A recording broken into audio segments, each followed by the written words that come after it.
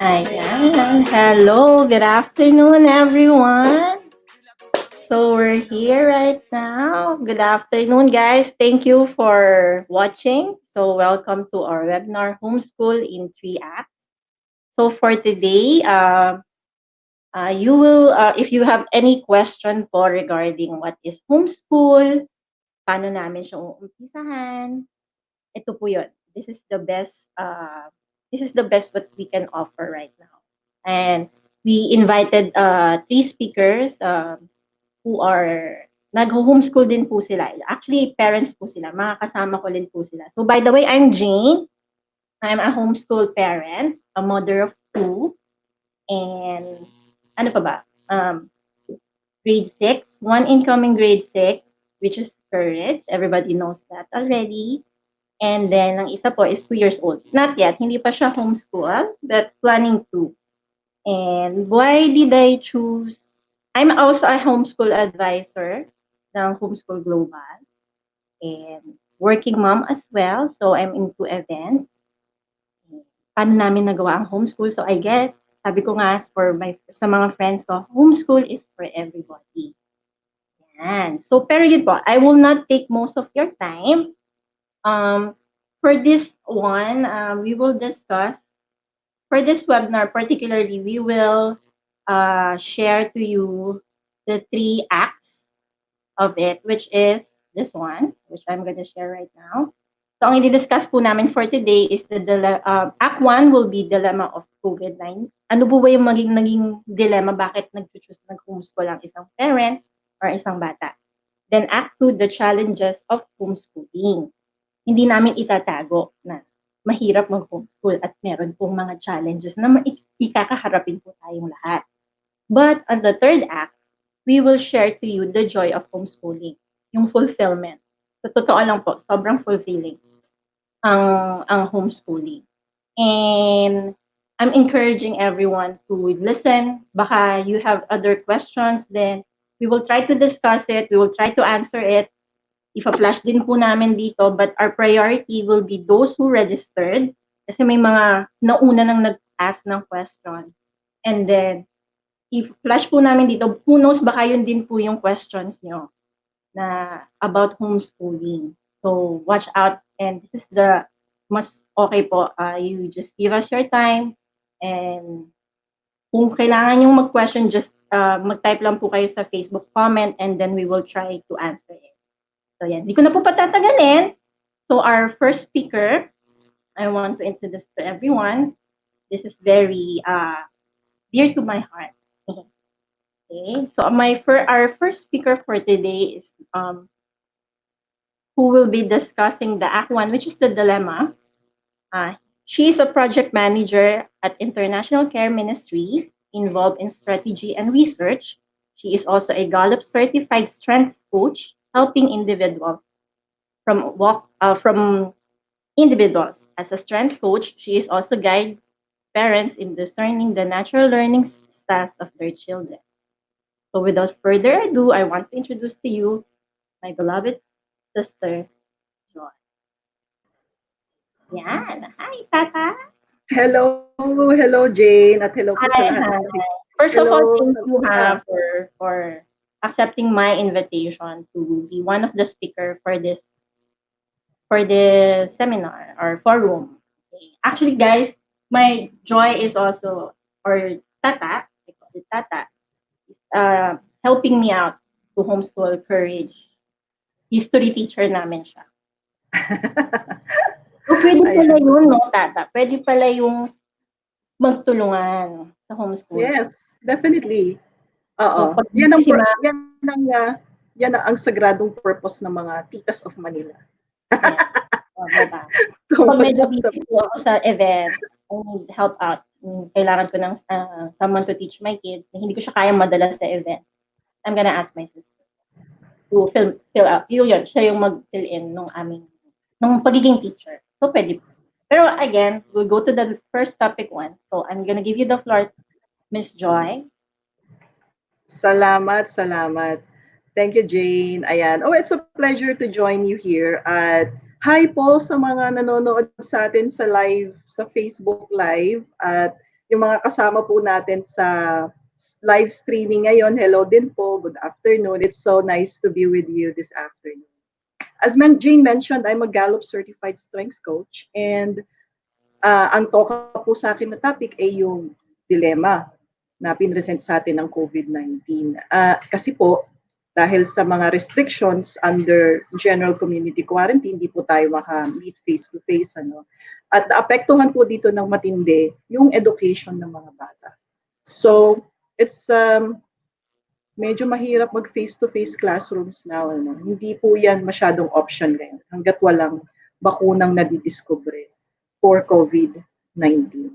Ang Department of Education po, naglabas naman po sila ng mga resources online. I-share po namin itong mga resources na to in the coming days para po ma-access ninyo ng mas mabilis.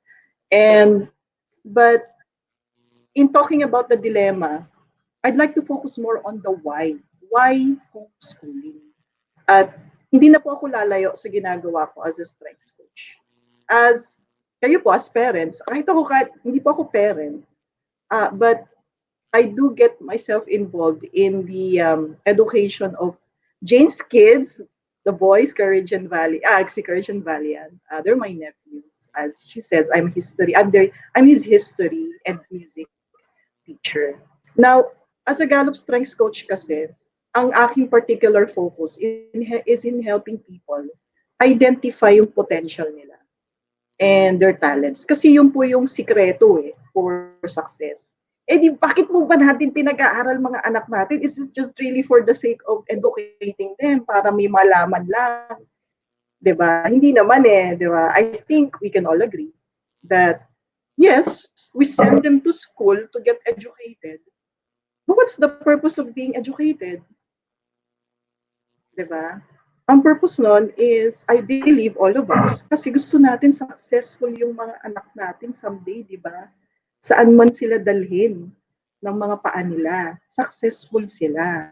So yun yung gusto natin. That's, I believe, the purpose why we want them to go to school, to get high grades, to be excellent in their studies. Not just for the sake of knowing their multiplication tables, but because you want them to be successful in life. So yun, success, di ba? Yun yung word talaga hinahanap natin.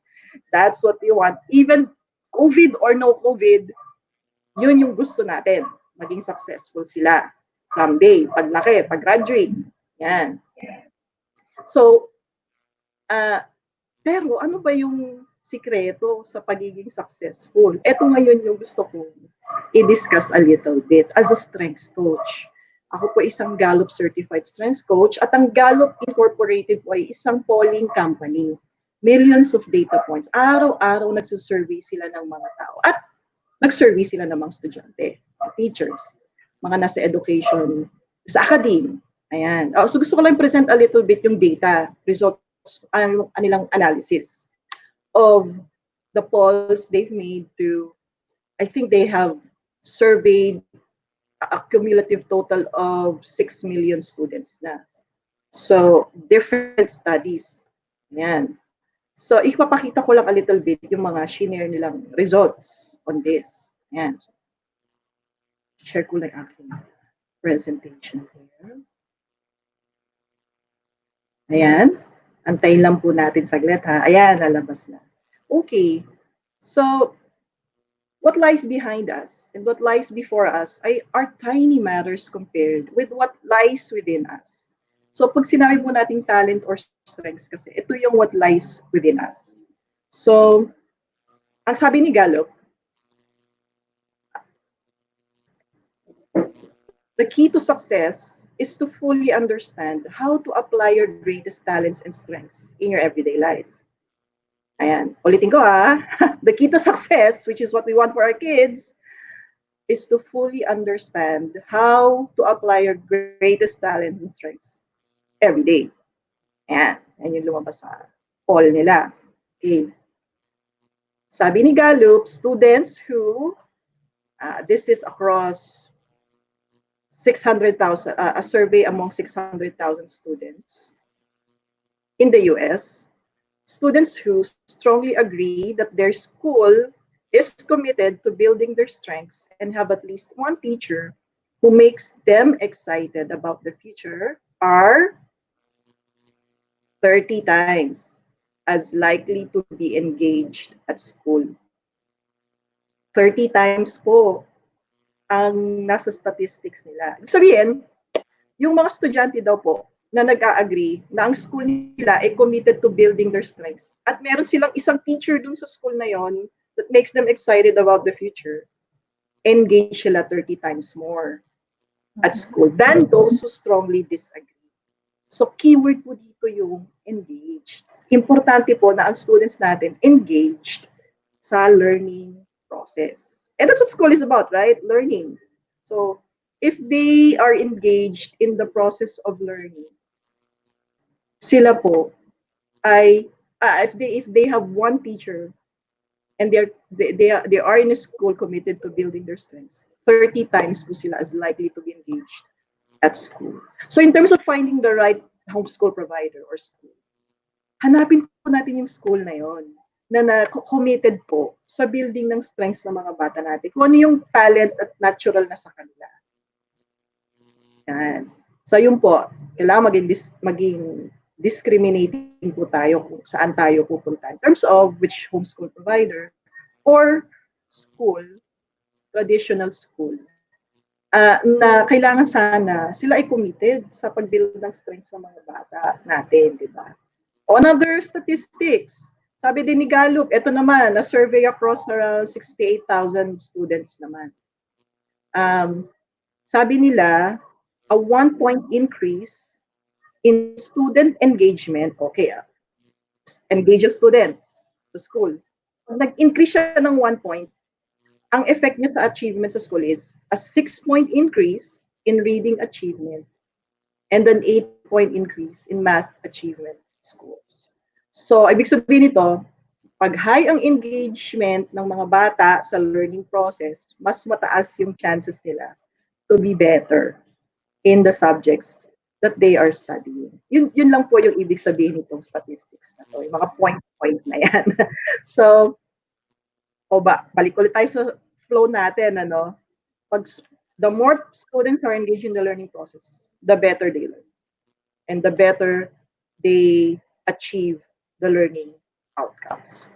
So, pag i-connect natin to sa homeschool, ang nangyari lang naman sa time ng COVID, tinanggal niya yung option of learning in a physical school. Pero hindi po siya factor sa pag-increase ng engagement ng students sa learning process. Ibig sabihin, kahit saan, pwedeng maging engaged ang bata sa learning process. Ang tinanggal lang na option ni COVID-19 is doing it in a physical place, like a private school, as public school. Ngayon po, ang mangyayari, gagawin natin at idadalhin ang school sa bahay. Now, it's easier said than done, of course. Kasi, dadalhin mo yung school sa bahay. But, ang challenge dito talaga is, and hopefully ito yung mabibigyan tayo ng konting insight ng iba nating mga kasama na resource speakers, is how to create the right learning environment sa bahay para engage yung mga bata. Okay. Paano ba yun, Coach Joy? Paano ba yun ma-achieve yung high engagement ng mga bata sa learning process? Ito na. Bigyan ko kayo ng short quote from Donald Clifton. Siya po yung nasa Gallup Incorporated. Siya po yung ang founder ng Strength Psychology. The father, considered now as the father of Strength Psychology.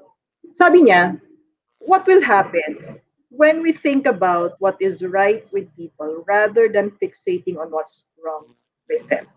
So, eto ngayon yung medyo i-embrace natin na mindset pagdating sa homeschool. We need to start po from what is right with our children.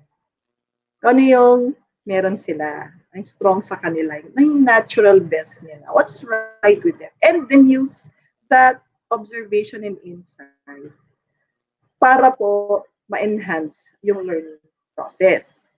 Example, meron po ba kayong mga bata na mahilig mag-Lego? O ayan, magbuo-buo ng mga parts and then make a nice object or a place out of it. Kung meron kayong mga batang mahilig mag-Lego. Malamang natural logical thinker po yan. So pagka logical thinker ang isang bata, mahilig mag-piece together ng mga ganun-ganon, malamang mag-excel sa math. Yung ganan. Example lang po yan. No? So ang importante kasi dito, yung pag-observe, meron kang focus, targeted curiosity sa inyong mga bata.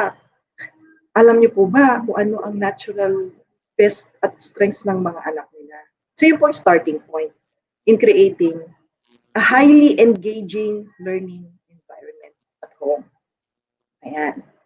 So, what will happen if you start thinking about what's right with your child instead of what's wrong with them? So, talent. Medyo nabanggit yung strength, yung talent. Ano bang sapat sa... As a strengths coach, iba ho ang definition ko ng talent.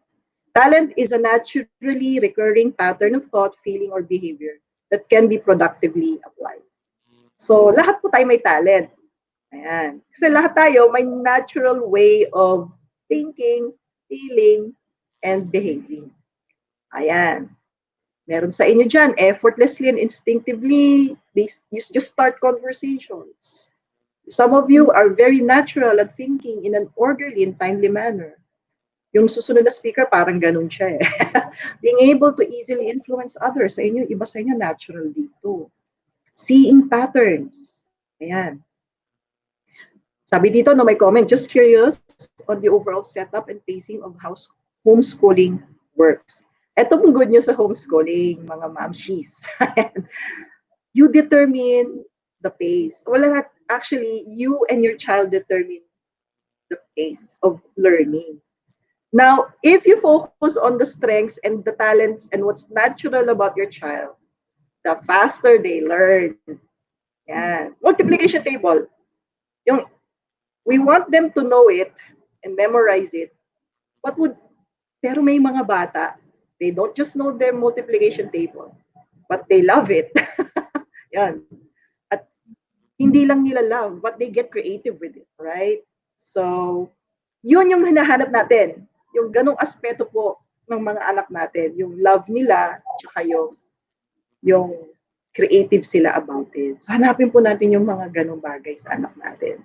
Yung may elements of creativity. At tsaka, delight. Yan. Gusto lang gawin. Tapos, highly creative sila doon. Ayan. So, identify niyo yun. Lista niyo. Yan. Talent yun. Natural kasi eh. Yan. So, be a strengths coach. Yung siguro, first is, as a starting point, 2 hours lang kasi tayo, sandali lang tayo magkakasama-sama. After this, I don't think naman makakaset up agad kayo ng homeschool sa bahay niyo. But this is, may I suggest that you start being a strengths scout. Observe your child, tignan nyo kung ano yung natural giftings nila, i-celebrate nyo, i-call out nyo, isulat nyo sa papel, i-describe nyo. At yun, importante yung insight na yun later on when you begin to teach your children. So may tanong po kanina din, doon, may tanong ako nabasa, no? Ano ba yung magandang teaching methods, teaching styles? Pag nagsisimulan po ng teaching styles is actually knowing first. Pag nagmamatch yung teaching style nyo po sa learning style ng bata, swak siya, that's the ideal scenario.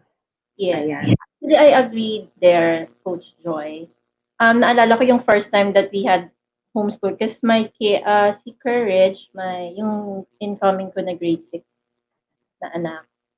Dati siya from regular school. Then, I decided to switch to homeschooling ng grade 1.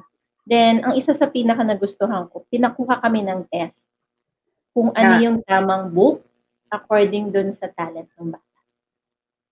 So, lumabas, my son is kinesthetic.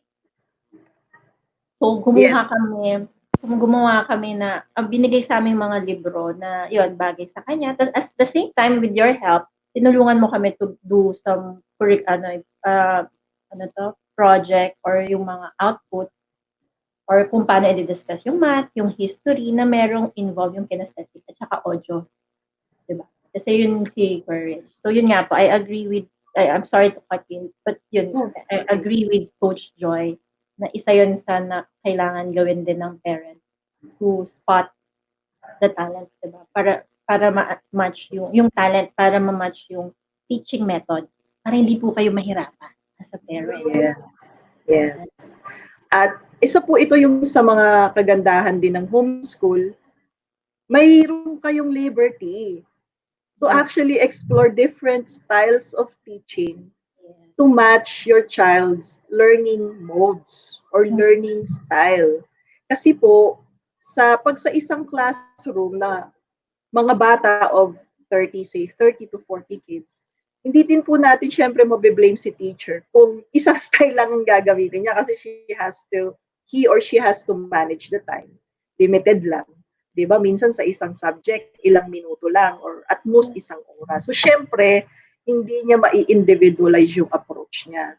Pero sa homeschool, mai-individualize nyo yung learning style. Pero para po malaman yun, kailangan talaga kilalanin yung gusto, ang learning style na inyong mga anak. Tama si Jay, may mga assessments na nakukuha, na tinitake para mas ma-discern or ma-identify ang learning styles po ng inyong anak. Yeah. And then, yung sinasabi niya pong test or assessment na ginamit para dun sa pamangkin sa anak niya, si Courage, at tinatawag po na Strengths Explorer. Ina-administer po yun sa bata 10 years above.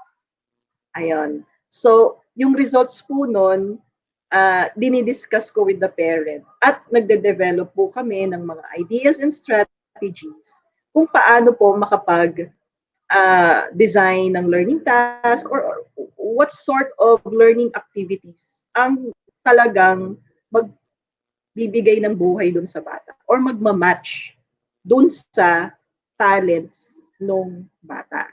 So if you want to learn more about these things, you can give us a message, a private message, or Coach in the Joy, live comments.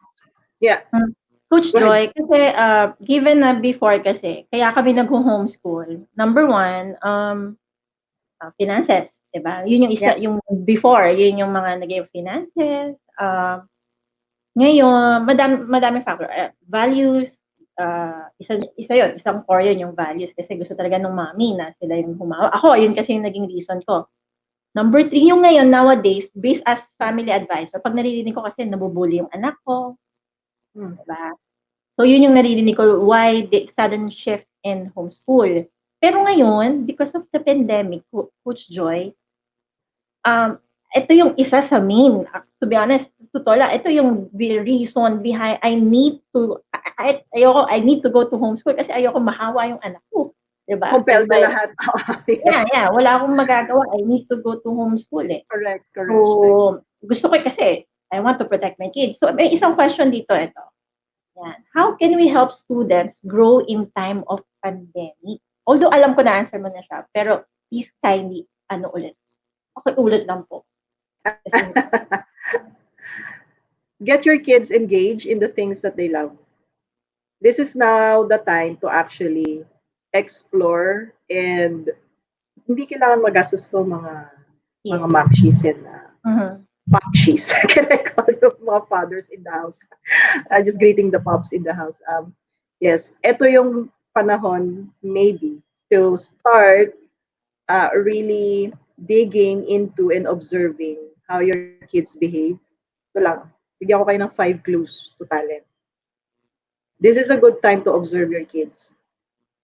Just observe with these 5 things in mind. First, okay, saan ba, pag ina-observe ko yung anak ko, saan ba sila mabilis matuto? Rapid learning. That's a clue to talent. Anong natural sa kanila. Ano yung mga bagay na mabilis sila matutunan? Oo, yan. Pangalawa, may high creativity and concentration. They can concentrate on this activity in long hours. May mga ganong ginagawa mga anak natin na for they can do and stay with ng mahabang oras. Lista nyo lang. Ganyan. And dig deeper. Bakit kaya? Yan. So, that's the second clue. Yung pangatlo is yung they produce excellent work out of that activity. Parang, ang galing naman itong anak ko na to. Like, meron ako na encounter na parent, nag-minute yung bata. Ang galing-galing na to. Yung, hindi lang siya nakaka-concentrate, pero yung product, yung item, yung end product, end result ng activity, ang ganda. So, may high excellence. Rapid learning, high excellence, high creativity and concentration. Yung pang-apat, yung timelessness. Ito nabanggit ko tayo, high concentration. High creativity, high concentration. Meaning, nakaka-concentrate sila ng matagal doon sa activity. Ayan. Sign yan na talent, natural sila doon or may natural capacity. Pangatlo is yung delight. Ayan. They find joy in it. Ayan. Masaya sila pag ginagawa nila yun. So, fun, ano, yung sinasabi sa homeschool. I remember nung kami, sumama ako sa orientation ng kapatid ko nung nagsimula si Courage ang homeschooling. Sumama ako kasi I'll be one of the teachers also. Yeah. So, marapat lamang na sumama ako sa orientation. At ang hindi ko malilimutan doon sa sinabi is the word fun. Ang haba ng sagot ko sa tanong, sorry. How can help in time of pandemic? Yun yung tanong. But if there's one thing perhaps that I would like to leave with the audience is yung word na fun. Integrate fun sa learning. Fun, when they're having fun at something, the faster they learn it and the more they remember the lesson. Ay, kayo nga, tanongin ko ngayon, naaalala nyo ba yung mga lesson na hindi nyo na-enjoy nung high school? Tsaka na elementary, diba? Hindi. Ang naaalala nyo yung perhaps either way, yung talagang hindi nyo nagustuhan, like super hindi nyo talaga nagustuhan. Yeah. Super hindi fit sa inyo yung subject, hindi nyo nagustuhan. Natatandaan nyo. Or, natatandaan nyo yung mga talagang na-enjoy. So, ganun din. Hindi ito nalalayo sa ating mga children na tinuturuan. Kung yung na-enjoy nila, tendency, mas natatandaan nila at mas mabilis yung learning. Less yung struggle sa learning process kapag they're having fun. So, pero syempre, no, iba-iba ang fun for kids. May kasi ibang kids, iba yung sense of fun nila, iba-iba yung sense. So, ito na yun yung gusto ko din sanang i-stress na bigyan natin ng panahon yung mga sarili natin. Prepare, how do you prepare kids to this new transition? Simulan nyo nang i-identify kung ano yung mga bagay that gives them a lot of fun, delight, high creativity, high concentration, excellence. Yan. Prepare nyo na rin yung sarili nyo, hindi lang yung kids nyo. Yeah. Ikaw din, as a parent or as an auntie, may mga titas like me here. Yes. Prepare din kayo. Prepare din yung mind nyo, prepare din yung heart nyo.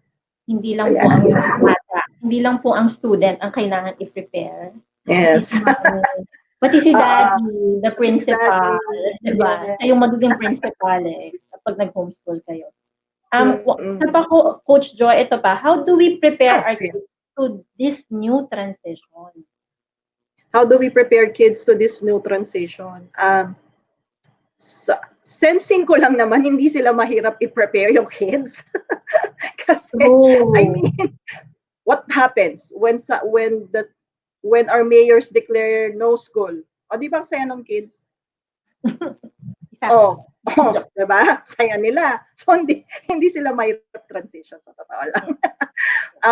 But I do get the spirit behind the question.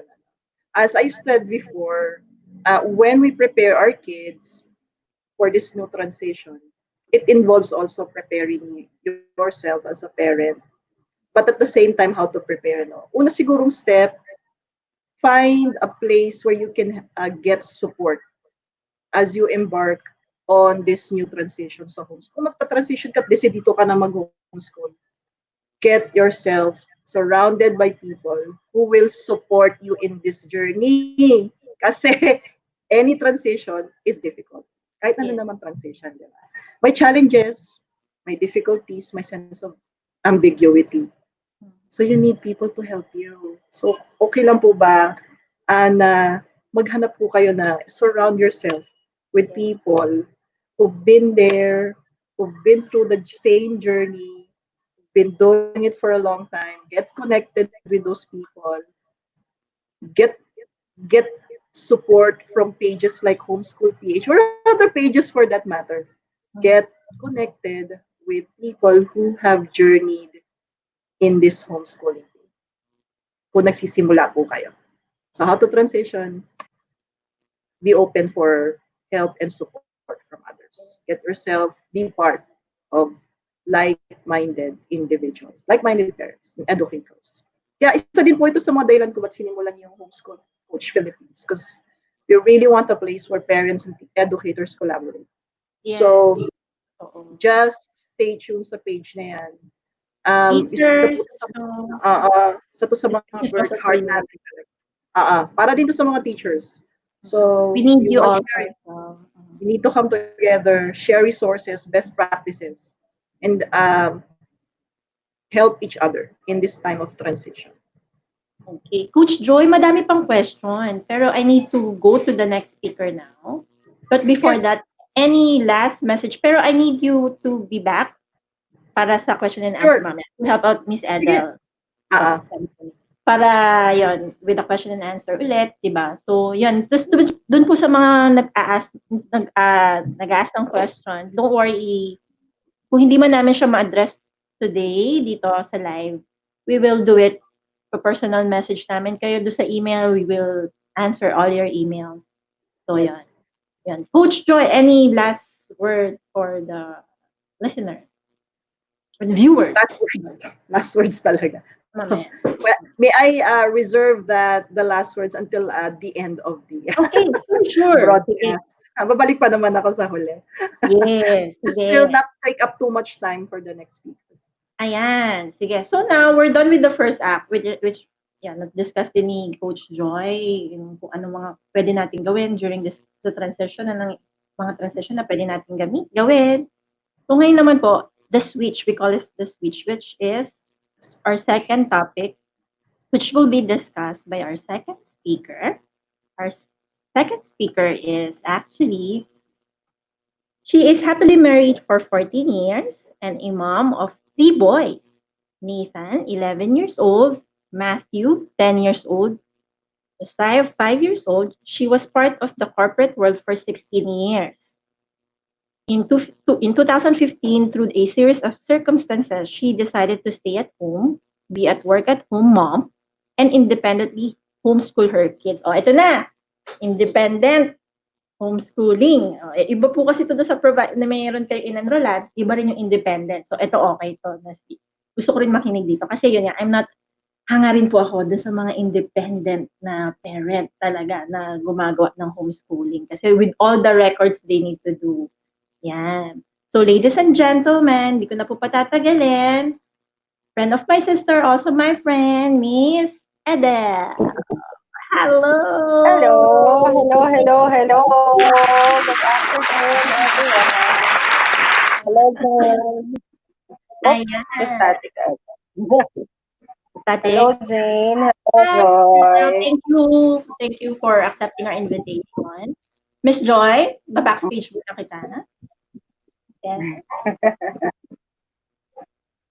Ayan, Miss Edel, go. I'm gonna give you the floor back. Okay. So, hello sa mga parents na nakikinig.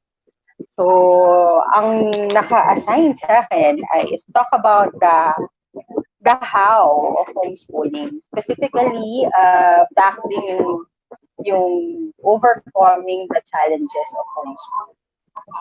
Siguro, ngayon, before I start, diba, parang na-introduce naman ako niya, I'll just show you a picture of my family para you'll have an idea kung ano. I have 3 boys, no? So, imagine niyo kung gano'ng katahimik sa bahay namin. Pero, okay lang naman, diba? So, ang nakakatuwa lang, yung pagiging independent homeschooling gave us a chance to, wait lang po, can we show the picture of the family, of my family, Coach Joy.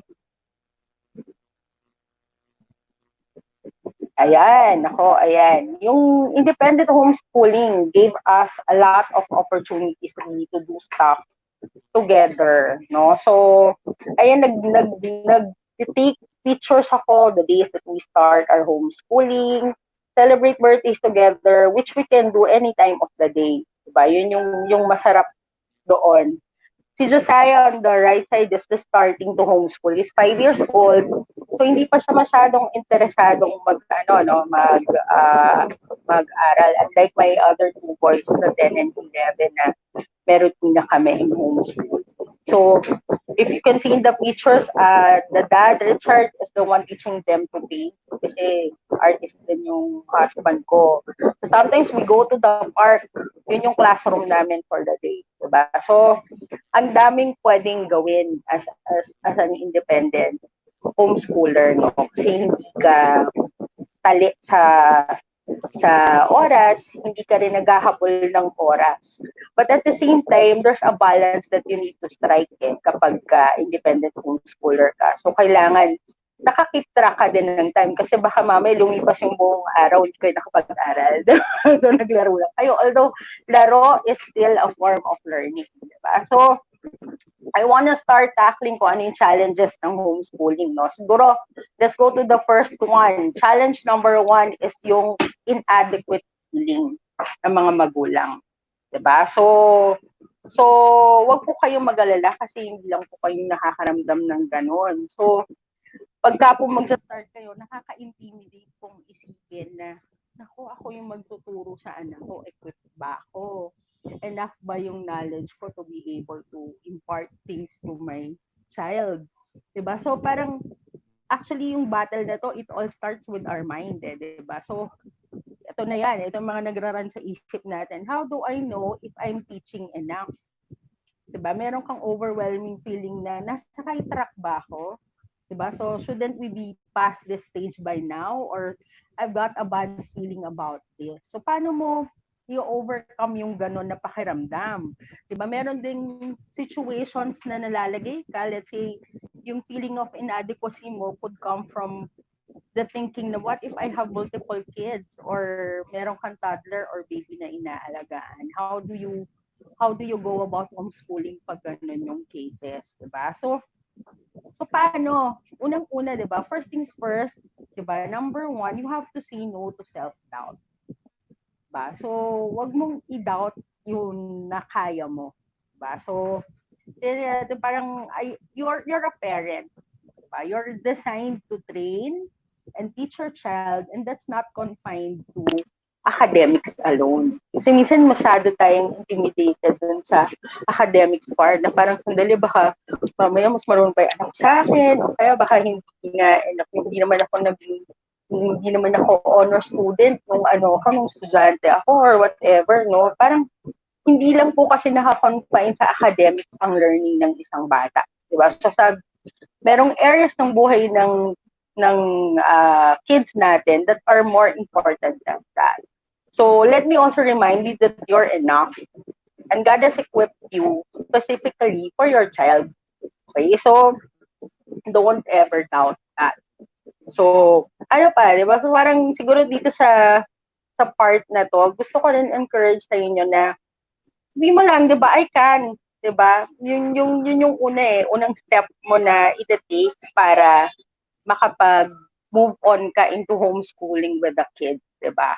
Kaya, 'di ba? Hindi siya imposible, especially in our time now, 'di ba? Parang ano bang choice na meron tayo? The health of our kids would always be a priority kaysa dun sa going back to school, 'di ba? So, So, ayan, meron ako nakikitang tanong.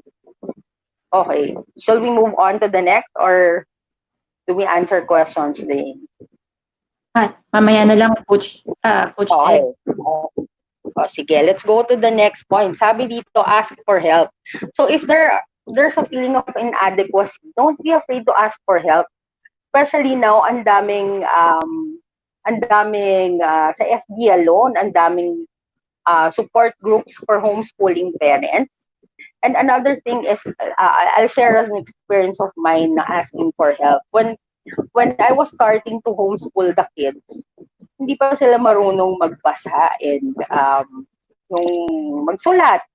So parang, syempre yung thinking ko, kung corporate ka nang galing, di ba, kailan ka pa ba natutong magbasa, magsulat, katagal na noon, tsaka paano tuturo, di ba? Yun yung tanong ko sa sarili ko. So that time, I really looked for someone. I got a tutor, an English tutor, to do that for me. Diba? Kasi bakit? Nag-invest ako doon because by that time na natutong magbasa and magsulat yung anak mo, it's easier for you to take over. Diba? So parang nakakaintindi na sila ng instructions, they can read directions on their own, they can write. So mas mabilis, diba? So wag kang mahiyang mag-ask ng help. Diba? I also went out of my way interviewing parents who are already doing homeschool for a time. So it really helped na yung insights ng mga parents na yon, even the tips that I got from them, it really helped a lot to be able to start homeschooling the kids. So yun. So moving on, diba? The next challenge is the parent versus teacher, the role, di ba, that you play when you're homeschooling. Okay, so kapag it's time to homeschool, di ba, you wear your hat as a teacher. Diba? So, pag teacher, di ba, parang, although may similarities to piniplay ang parent and teacher when it comes to providing discipline or providing structure when it comes to doing things, diba? Parang kapag teacher ka, homeschool time, wear the hat of a teacher. So, strike a balance. So, hindi siya kailangang maging too strict or too lenient. Sabi nga ni Joy, kahit na you're doing something, let's say you're studying science or math, hindi kailangan na sobrang seryoso. There has to be fun into it para mas ma-enjoy ng mga bata yung learning nila, diba? So, ito pa, be flexible, diba? So, the goal is to teach your child to work independently. Okay? So, hindi, ang masaya kasi sa homeschool, as you go along doing yung pagtuturo sa kanila, believe it or not, may iiwanan mo sila mag-isa doing stuff that you have assigned to them. Diba? Let's say, for example, you just assigned pages that they needed to read and then a seat work or give them a quiz later on. Pero the reading time, when they need to research on something, they don't have to ask from you anymore. Sila na talaga yung nagpa-find out on their own. So, paano ko nalalaman yan? Siguro isang magandang gauge din to know kung natututo talaga yung mga anak natin. Listen to the conversations that they have with their friends. Kasi one time, I was given a feedback by a research teacher. So I was asked, sabi mo, Miss Ed, saan po nag-aaral yung kids mo? Sabi ko, I homeschool them. Pero sabi niya, kasi po, ang dami niya kinukwento kanina. So, little did I know, yung palang naging topic namin, I forgot na what the topic is all about. It's a science topic. Yung pala, nagre-research na siya on his own. Tapos, ang dami niya nang alam about it. Narinig nung teacher kinukwento niya. So, doon din malalaman mo yung curiosity kasi ng kids. Makikita mo yon as you go along na nag-homeschool ka and how nila pinipig yung curiosity nila. Yun yung mga bagay din na encourage din natin na gawin nila to be able to work independently. So part of the parent versus teacher role is also dealing with attitudes. Diba? So parang ang kagandahan po kasi kapag naka-homeschool ka, nakikita mo na yung mga ang tawag dito, character flaws, diba? So parang ng isang bata. Pero ang nakakatuwa po doon, hindi nako-correct mo siya and na-encourage mo siya kung paano niya maitatama yung flaws na yun. So hindi mo na kailangan maghintay. Diba? Like, for example, di ba sa school, mapapatawag ka pa ng principal para lang malaman mo na yun pala yung bad behavior ng anak ko, no? It's very different in homeschool kasi everyday naka-expose ka doon. Okay? So, pero it's not to put your child down, diba? Hindi diba? Yung discipline na ibibigay mo dun sa bata or the dealing with the attitude is really dealing with the heart issues ng bata. Diba? So parang, let's say for example, gawin nating tangible yung sinasabi ko. Let's say for example, nag-away. Diba? Nag-away kasi tatlo yung boys ko eh. So, ang isa sa mga role ko everyday is to be a referee. Okay? So, ganun talaga siya, 'di ba? So may away talaga, pero you have to there's an extra mile that you have to take asking kung ano yung naging reason ng away. 'Di ba? I-draw out mo yun kung ano yung nangyayari, bakit ka ba nagagalit, bakit 'di ba? And then you can also at the same time you can also teach the child how to apologize or acknowledge his mistakes. So right then and there na nangyayari yung away, na nangyayari yung gulo na ganon, ikaw as a parent, you're looking for teaching opportunities already. So lagi kang naka-look out dun sa ganon, 'di ba? Hindi para mag-sermon hindi yun yung teaching opportunity na sinasabi ko, not to nag the kids, but really, tingnan mo kung ano yung root nung nangyayari, root nung pangyayari, diba? So, kapag ganun kasi, nako-correct mo kaagad. Hindi lang yun, di ba? Natuturuan mo sila kung ano yung proper way ng pag-deal dun sa character flaw na yun. So, yun. So, sa pag-address natin itong parent versus teacher, yun nga, nasabi ko na kanina, di ba? You were Miss Jane pa next po nung slide natin. Ayan, you set your clear rules and expectations. Diba? So parang hindi rin magugulat yung anak natin na bakit ako pinagalitan? Meron bang ganong rule? Meron bang ganong rule? Meron bang ganong expectation si mommy or si daddy? So set it, diba? You can sit down with the kids and tell them also ito yung rules natin when we're having homeschool, not just during homeschool, but really in the house. Kasi po ang pag-homeschool, hindi lang po siya yung uupo kayo, mag-aaral kayo ng mga subjects. Ang homeschool magsa-start yan from the time that they wake up. Diba? It includes teaching children how to be responsible also. They're given chores to do. Diba? So you can show them how it is done. Dati takot po ako dyan kasi baka baka mabasag ang pinggan. Ako yung gano'n. Pero parang little by little I'm learning. Parang kailangan pala matuto ka talaga na let them, diba? Kung magkakamali. Kung may mababasag ang pinggan, edi mabasag. But the end of the day, you're able to teach the child to, yun, parang ganun pala yung feeling na na-entrust ka with something. Diba? Ganun pala yung feeling na meron akong responsibility. And you also are able to commend them, diba? Or set things right kapag hindi rin nila nagagawa ng tama.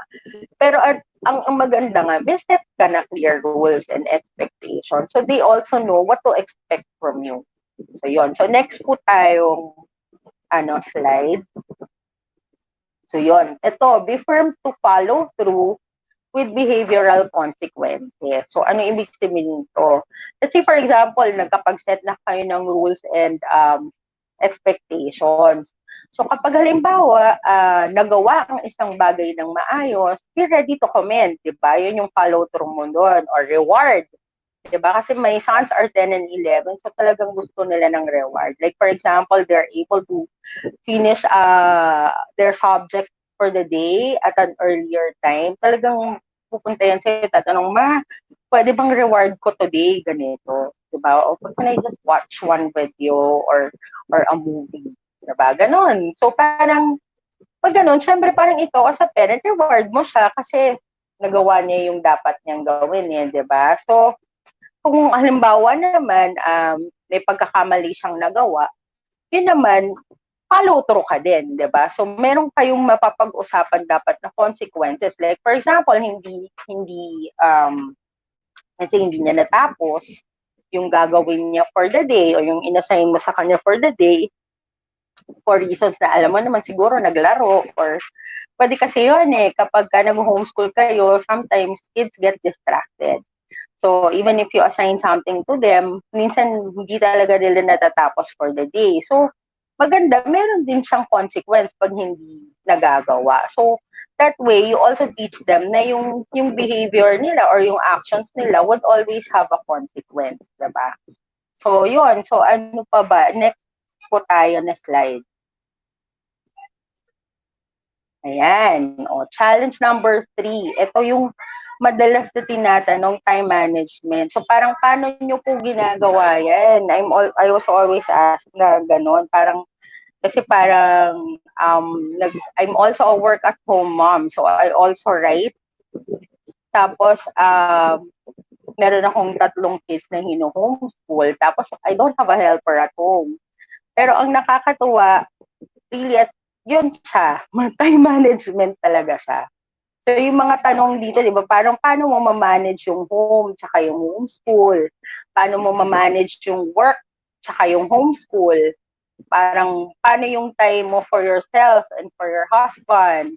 Paano maging consistent, di ba? So, finding your rhythm or juggling, multitasking talaga to, di ba? So, coming from alam mo minsan napapaisip ako most of the parents probably watching now are parents that used to be employed, diba? Or are still employed, diba? Or handling a business probably. Pero yung pong galing nyo na ginagamit sa pagmamanage ng time in your business, in your work, it's something na pwedeng ililipat nyo lang po dito sa homeschooling, diba? So, time management. How do we overcome this challenge? Next slide po, Miss Kim.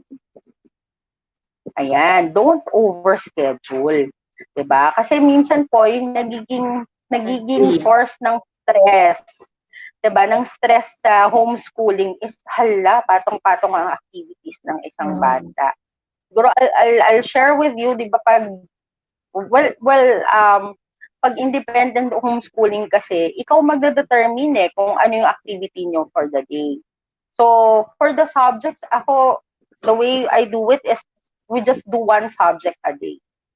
That's it. So, I homeschool them from 2 o'clock till 5 in the afternoon. So, it's one subject, but we cover several topics naman for that one subject. Then we go pagkatapos sila magbasa ng text, we do an exercise or a quiz or we just talk about it. Diba? Minsan gano'n, or I supplement it with a video. You know how kids are right now? Well, at least with my kids, they really learn much from watching, diba? Sa videos. Yun talaga. So parang pag nag-watch sila yesterday, they were watching about world history. So parang sabi ko, parang wala, pag after nila mapanood, pinag-uusapan na nila. So parang ang bilis nila makakuha ng information kasi naalala ko, Joy, di ba? Parang yung time natin, pupunta ka pa ng library, index card lahat, di ba? Hahanapin mo pa yung libro just to be able to absorb information. But right now, it's so easy to do that. So, going back, lumalayo tuloy ako dun sa don't overschedule, be on the lookout lang. Hindi naman kailangan na sinabing homeschool, pupunuin mo yung activity nyo for the day na everything's homeschool, diba? It doesn't work that way. And sometimes, na-overwhelm din yung mga batang ending pagod na pagod sila, diba? And nasa na yung fun doon, diba? So, how do you, sabi nga ni Joy, you keep them engaged when they're having fun, diba? So, parang pagtapos na yung time nila ng homeschool, then move on to other activities na they will have fun naman. Hindi yung puro subjects or yung lahat ng aralin nila na academic oriented. So, sa next po na slide, ayan, leave room for academics and downtime. So, yun naman, balance naman. Baka naman mamaya, puro sports na lang. Tara, punta tayo dito sa punta tayo ng park, punta tayo ng museum, 'di ba? Nawala na yung time for academic, 'di ba? So ito lang din, striking a balance lang din, 'di ba? So that's why it's time management. So make sure you're giving time for your kids to study. Then there's downtime also. Downtime doesn't mean they have gadgets, ha? Ito medyo nahihirapan ako in our time, 'di ba? Kasi ang idea na ng bata pag downtime may hawak na gadget, 'di ba? 'Di ba? So parang hindi yung downtime. So sometimes my 11-year-old would come to me, Mom, I'm so bored. Because I just have to teach him na parang anak, sometimes you just have to do nothing, diba? You don't have to feel bored about, just relax, diba? You don't always have to have a gadget on hand or watch TV or something. So, pag ano, I also encourage them, diba? Parang, especially ngayon, kasi parang minsan yung nagagamit na ng parents pampatahimik ng bata sa gadget. Diba? So parang encourage them to play, diba? Parang work from home ako eh.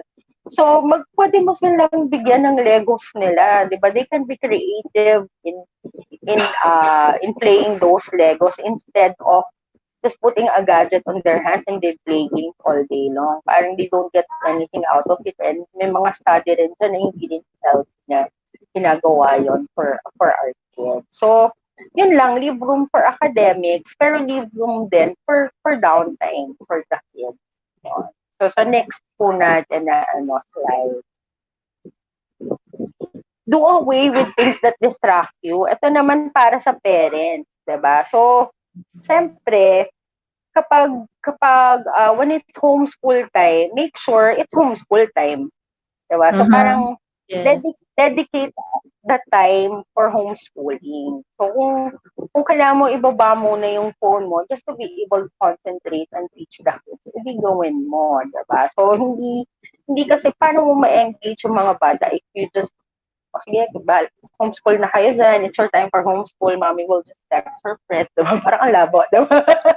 So, ang kailangan talaga, tutukan mo. Kasi I'm sure your kids will have to ask you questions about yon, gano'n. Merong mga time yan na ganyan talaga. Tatanungin ka nila kung ano tong subject about a particular subject or minsan hindi lang talaga nila maintindihan yung direction. So, be ready with that.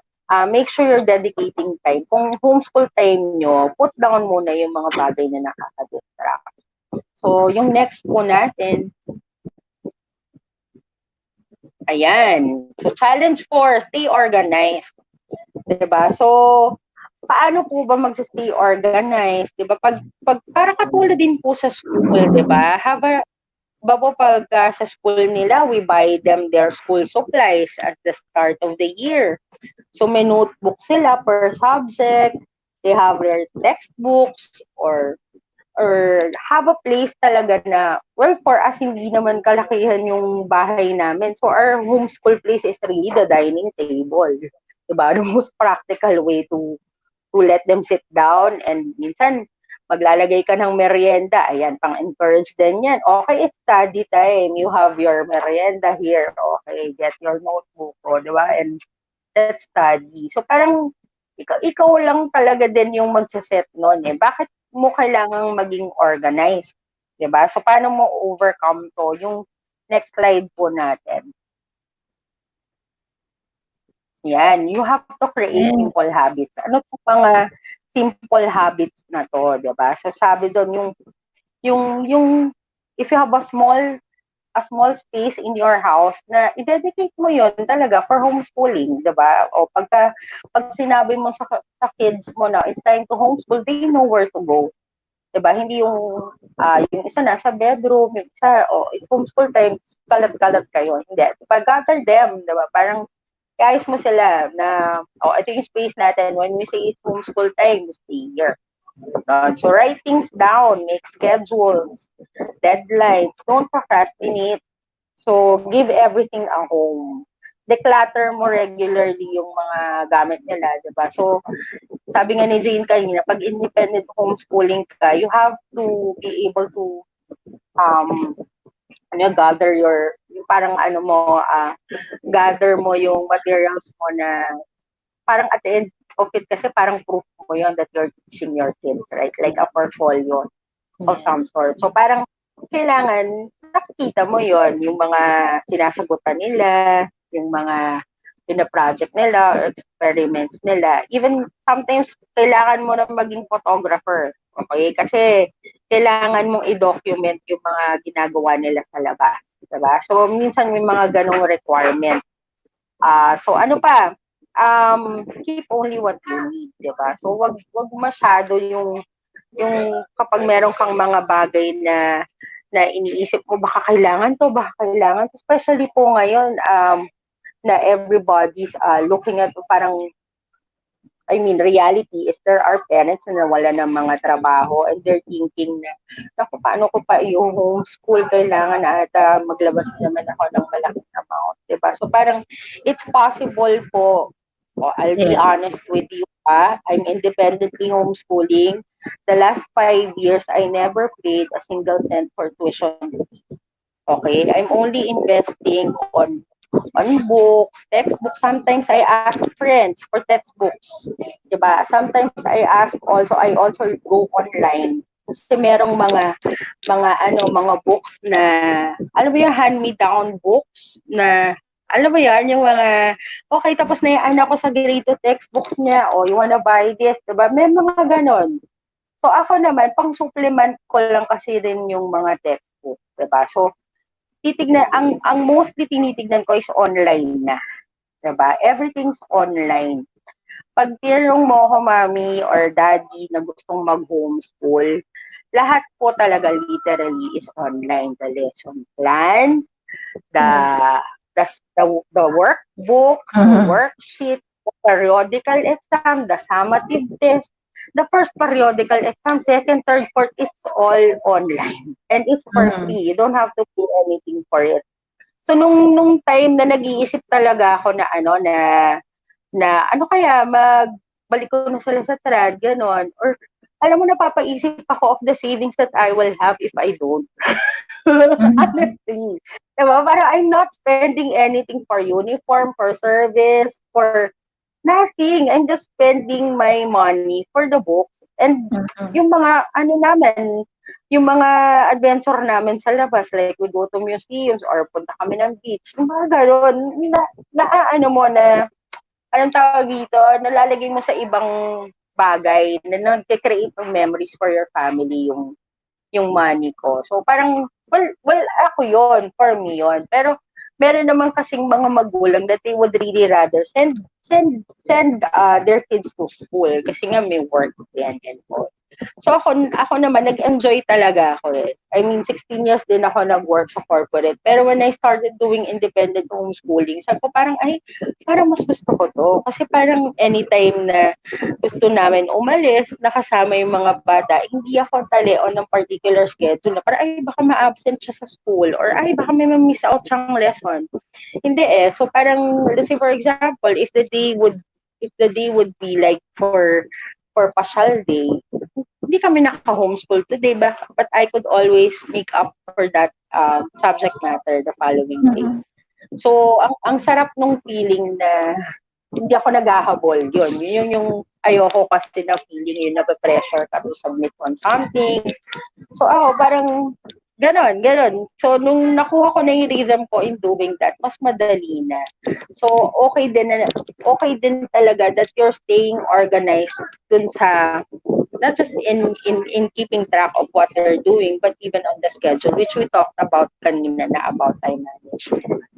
So, ano pa? So, last na yata to na challenge, Miss Jane. Okay. Actually, ayan, impatient. Impatience. Diba? Naku. So, yan. So, eto real talk na tayo. Yes, raise my hand. Diba? Real talk tayo. Diba? Hindi laging mahaba yung pasensya natin. Diba? With kids. So, meron talaga, aminado, diba? Na hindi. There are days when talagang parang gusto mo lang, bumalik na kayo lahat sa traditional. Pero diba, parang that's why yung sinasabi ni Mentor Joy kanina, that you have people to talk to and a support group that you can run to when impatience strikes. Ayan. Diba? So, ano po to? Reality yan. Don't feel guilty if if nai-impatient ka sa child mo, di ba? Na parang sabi ko nga parang dati, parang minsan nagkakaroon kami ng talk ng mga moms na well, nakagalit ka ba? Sumisigaw ka ba? Parang, ay, tao ako, di ba? Tama, parang aminado ako, di ba? Parang Yeah. nai-impatient ako sometimes, especially minsan nga parang pag hindi makuha yung lesson, like naka-several kang turo. So parang pag mga ganun, you just need to break lang muna. Kasi wala namang, hindi naman pilitan to eh, di ba? There will come a time your child will be able to understand kung ano yung sinasabi mo. Pero kapag alam mo, nararamdaman mo nang nagagalit ka, no, wala na, puro galit na lang yung mapapasa mo, no? Imbis na turuan mo ng tama, di ba? So, how do we overcome this, di ba? Parang next slide po tayo. So, give yourself time to adapt and adjust. Diba? I think mali yata yung spelling. Dapat A. Adapt and adjust. Diba? Nag-correct, diba? Correct. Anyway. Correct natin yan. Ulit ako, nakakaloka. Anyway, diba? So yun, you give yourself time to adapt and adjust. Especially po ngayon, huwag niyo pong madaliin yung sarili niyo na parang, uy, next day dapat tumatakbo na ako, nag-homeschool na ako, gano'n. Parang, ano po it would be a trial and error. Pero, yung experience mo ng trial and error would be lessened if you have people helping you.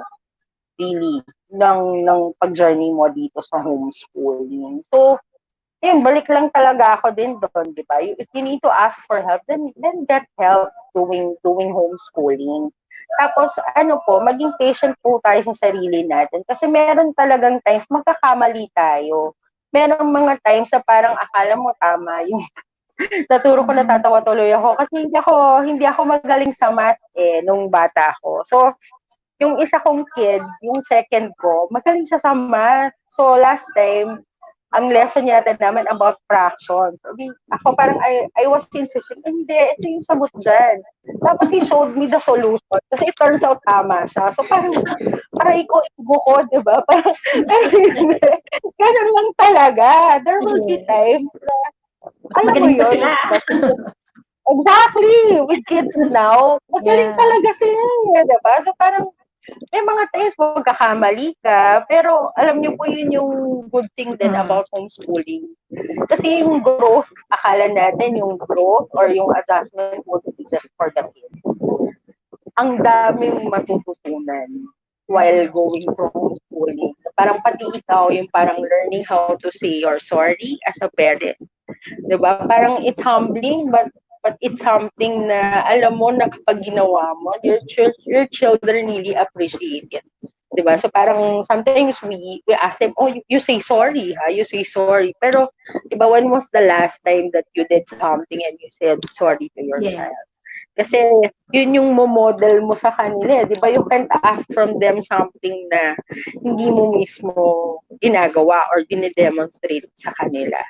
So, yun. So, give yourself time po to adapt and adjust. Hindi po siya minamadali na proseso. So, yun. So, ano pa, Miss Jean? To overcome this challenge, we also, constantly remind yourself of your why. Diba? Yes. So, yan. Agree. Na-touch yan yung subject na yan ni Miss Joy kanina. Diba? Bakit mo ba ito ginagawa? Diba? Sana hindi lang tayo mag-end sa why natin kasi pandemic ngayon. Yes. Diba? Totoo. Parang, diba? Parang kung hindi na pandemic. Diba? Parang, I hope you really look into the beauty of homeschooling. Diba? So yun. So, parang balikan mo, bakit mo pa ba ito ginagawa? Bakit mo ba pwede namang ibang options, diba? Pero balikan mo. Ikaw lang makakaalam nun why you're doing what you're doing. So, for me, why am I doing what I'm doing? Kasi, well, for one, minsan lang sila bata. Okay, so yun yung isa sa reasons ko. Hindi ko yun mababalikan. Like, for example, if I already worked 16 years of my life in the corporate world.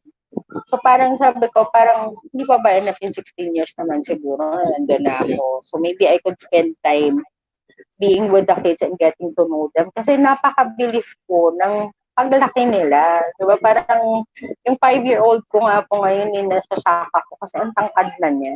Diba? Parang tanda ko pa nakaka-give birth ko pa lang sa kanya. Kaya lang, mabilis po talaga silang lumaki. And I really don't want to miss out on watching them. Diba? Yung first 2 kids ko, ano yun, nasa corporate ako noon. So, 2 months after giving birth, I have to go back to work. So, yung mga first na lakad nila, yung mga ganon, hindi ko yun na-witness. Ang nakaka-witness si Yaya, diba? So, pag uwi ko, sasabihin niya, Mami, naglakad na siya, Mami. Yung mga ganon. So, ako parang I made a decision for myself. Sabi ko, God, ayokong ma-miss out na yon on my third child.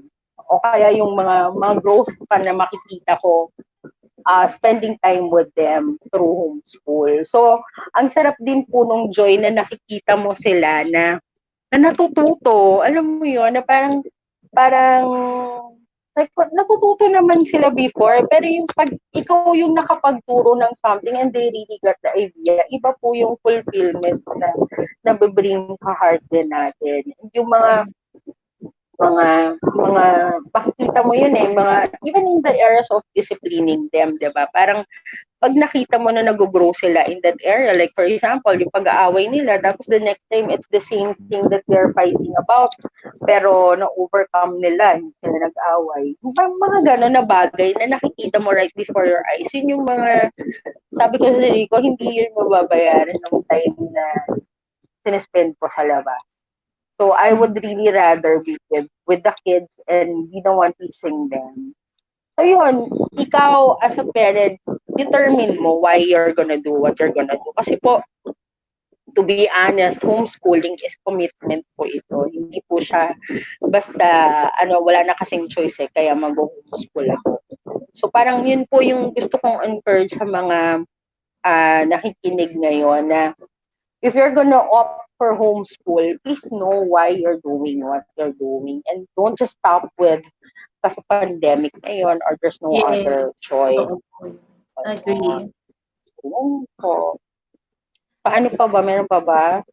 Ayan, I want to leave you with this. Sabi dito, you can't spell challenge without change.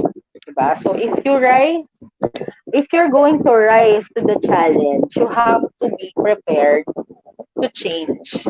So yun po siya, 'di ba? We talk about the challenge for the parents, 'di ba? So no po na yung challenges na to, hindi ka masasalubong mo lahat to pero hindi ka alis dito na hindi ka nagbabago. 'Di ba? So yun po, yung homeschooling is really being open to challenges and changing for the better palagi. So yun. So ito naman parang I just want to mention about this mentorship class.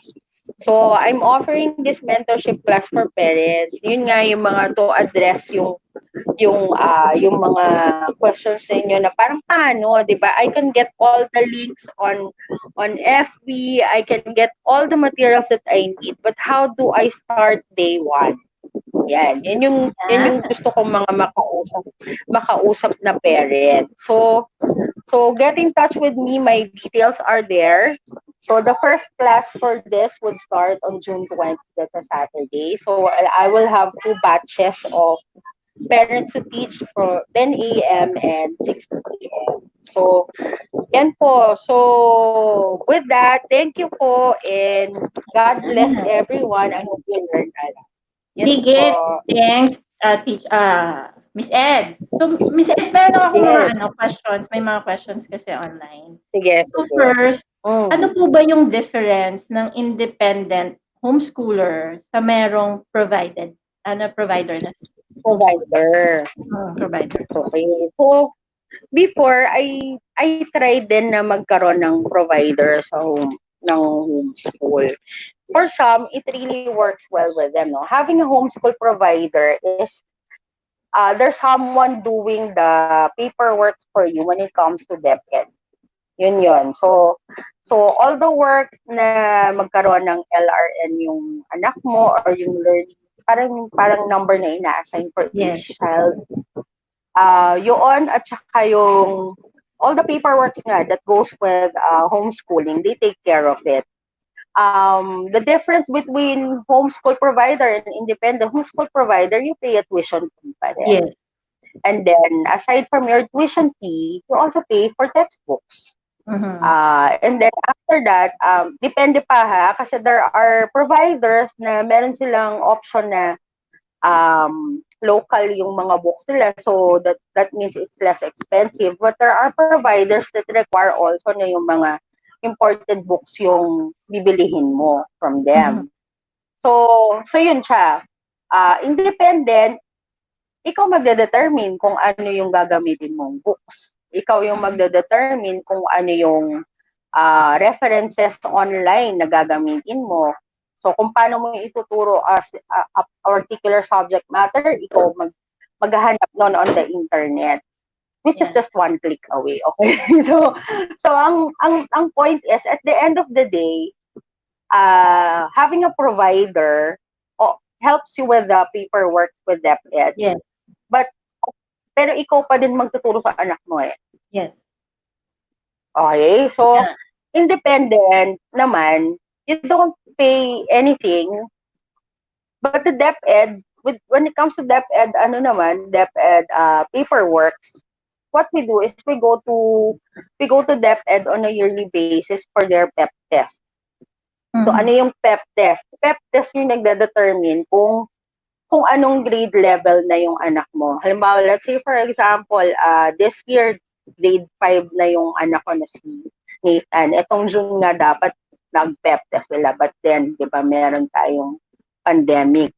So, ang nangyayari, we go to DepEd and then we take the test for a grade 5 student. Okay? Titignan nila kung tama ba yung naaral ng anak mo, tama ba yung enough ba yung subjects na na-cover ninyo for that grade 5 na level. Tapos, I think 3 weeks after, you get the results na. Okay, so may grade din siya. Pagka din siyang card na nakukuha mo from the school. And then per subject.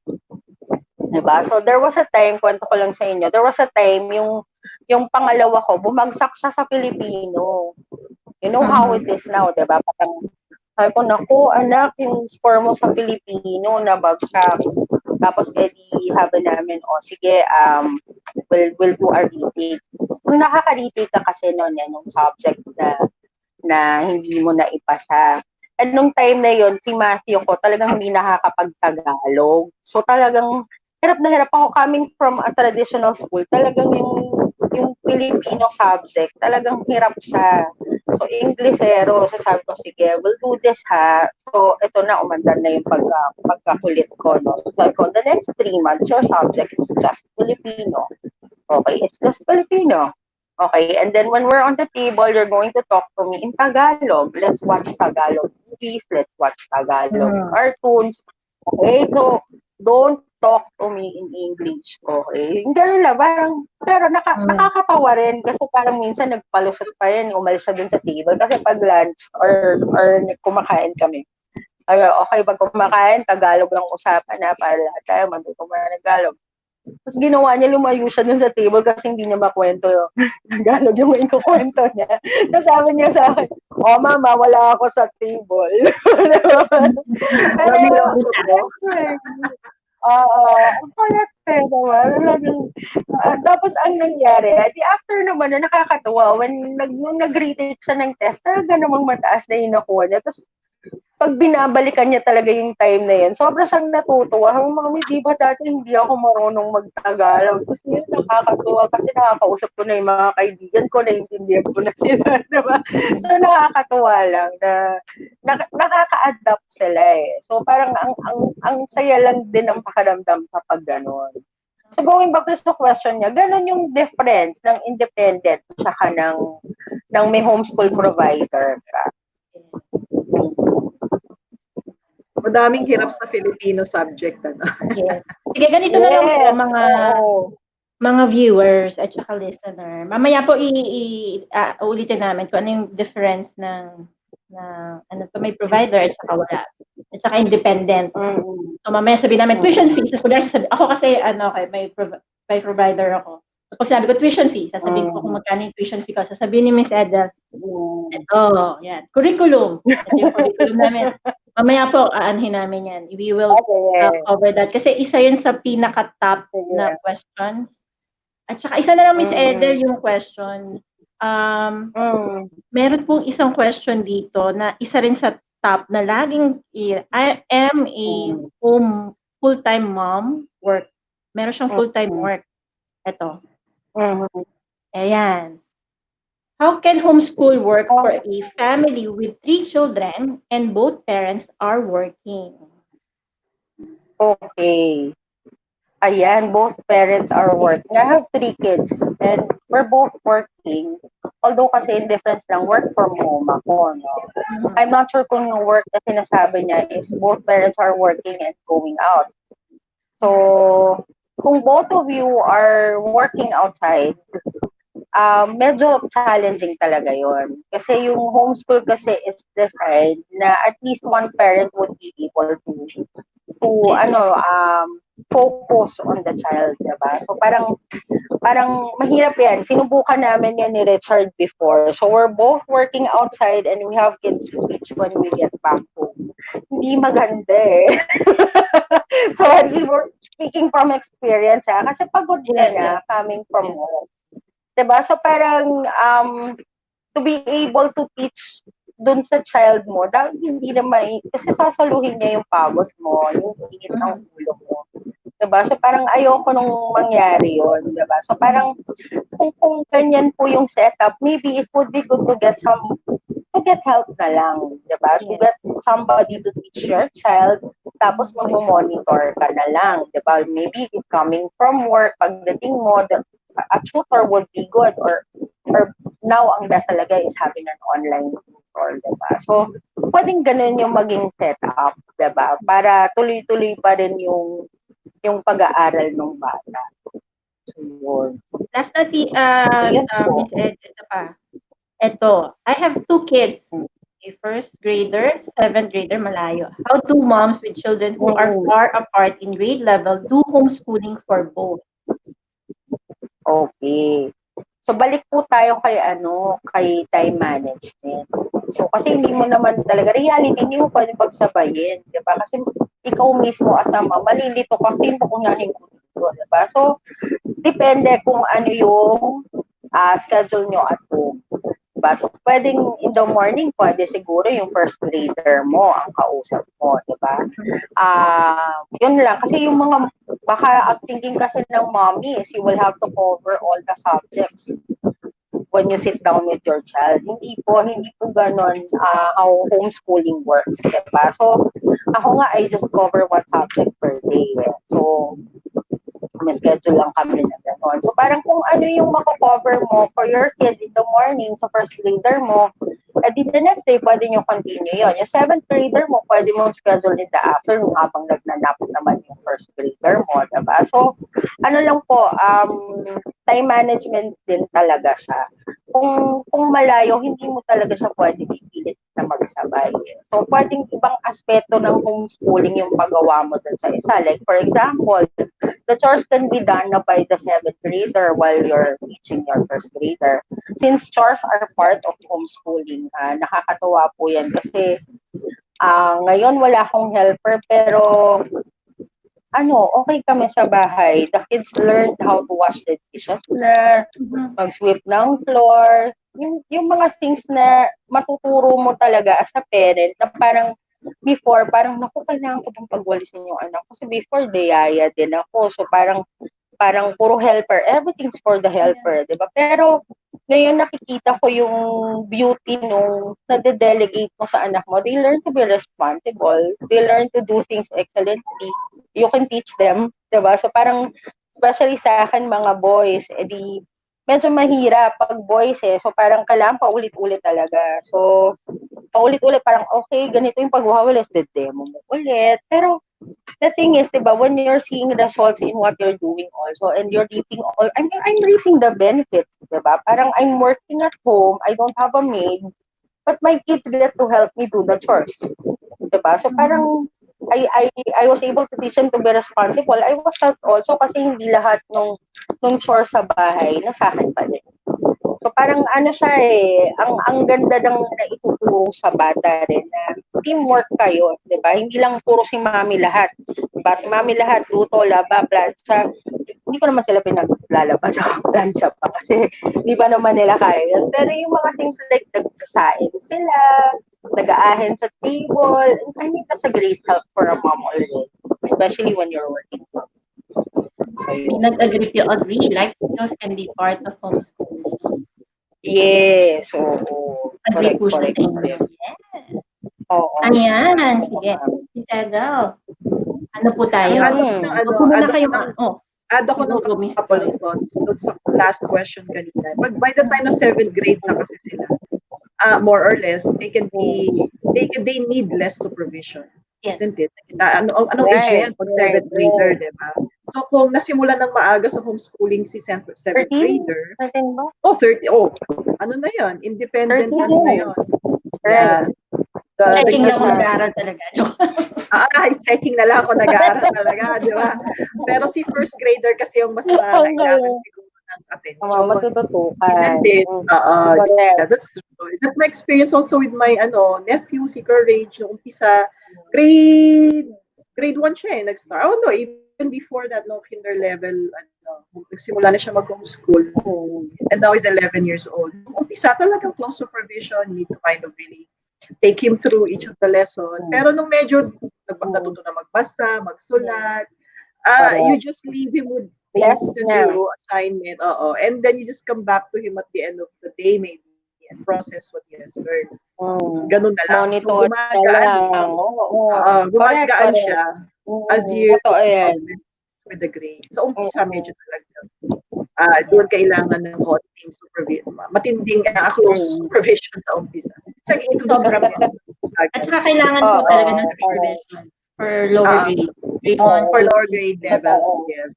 The truth. Pero kasi yung natatandaan ko rin po, ang naging goal namin ni Courage, kami nila tata, I want him to be independent by grade 5. Alam ko masyadong maaga.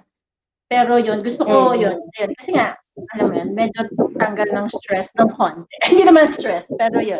Pero right now, I sobrang independent na siya sa class niya. Siya na nga gumagawa ng schedule niya ng kung ano yung aaralin niya for the day. Mami, ito yung aaralin ko. Okay, sige. Ayun nga siya sabi ko, make sure lang yung parent. Yun na, chine-check talaga. Check mo.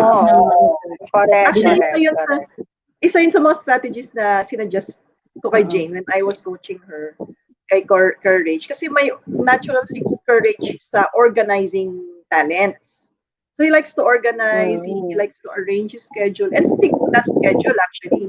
He gets stressed out kapag hindi na susunod yung schedule. Kasi ganun siya So I thought maybe, yamo kaya siya ang mag-schedule ng gusto niyang pag-aralan mo na di. Basta kailangan mag-schedule siya ng something.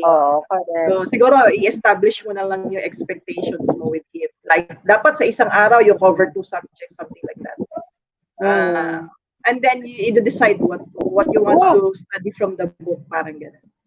Mga ganun ba? But the activity of arranging and organizing, nandoon para enjoy niya yung schooling process, si Courage. Ito, tumulong po yung isa nating listener yan. The older kid can also help do homeschooling the younger kid. Totoo po yan. Yan, gagawin ko na yan balang araw. Nangyari na yan sa amin. May 5-year-old, nag-try na kasi siya mag-trace yung mga sinusulat ng alphabet. Tapos the other day, Matthew was telling me, Mommy, tinuruan ko si Josiah dun sa sa writing niya. Tapos happy siya, parang natuwa rin ako kasi yung bata yung nagkwento sa akin, yung second child ko. Sabi niya, so pakiramdam na nagtuturo? Masaya siya. Sabi niya gano'n. So parang nakita ko siya, natuwa nga ako doon sa commentary kasi nakita ko na siya at work na the older kid teaching the younger kid. So, aliw. Nakakatuwa yan pag it happens. Sige po. Eds, Miss Joy, thank you. Move muna po tayo sa next speaker natin. So again, ayan hindi po kami nagsinungaling. may challenges po talaga ang homeschool. Okay?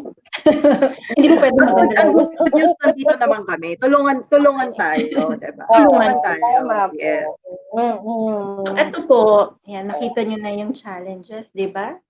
So, ito naman po, the next speaker, siya naman po yung magde-discuss ng beauty ng homeschooling. Okay? So, um, let's, sorry. She is a preschool teacher for 6 years. Sorry. Our speaker is graduate from BS Family Life Child Development in UP Diliman. Kailangan kong paano ito sabihin para she was preschool teacher for 6 years. I know that kasi kasama ko siya doon. But she is now a stay-at-home mom. Gail has been homeschooling for the last 13 years. Ang tagal niya na nag-homeschool. Okay, so ladies and gentlemen, please welcome Miss Gail Flores Escueta. Hello, girl. Hello, girl. Hi, thank you. Hello, Oo. girl. Hello, thank you for having me. Yes, sige, Miss Gail, I'm gonna give you the floor now. Miss Ed, Oh, sige. back na tayo, ha? Oo, Okay, thank Doc. you. Oo.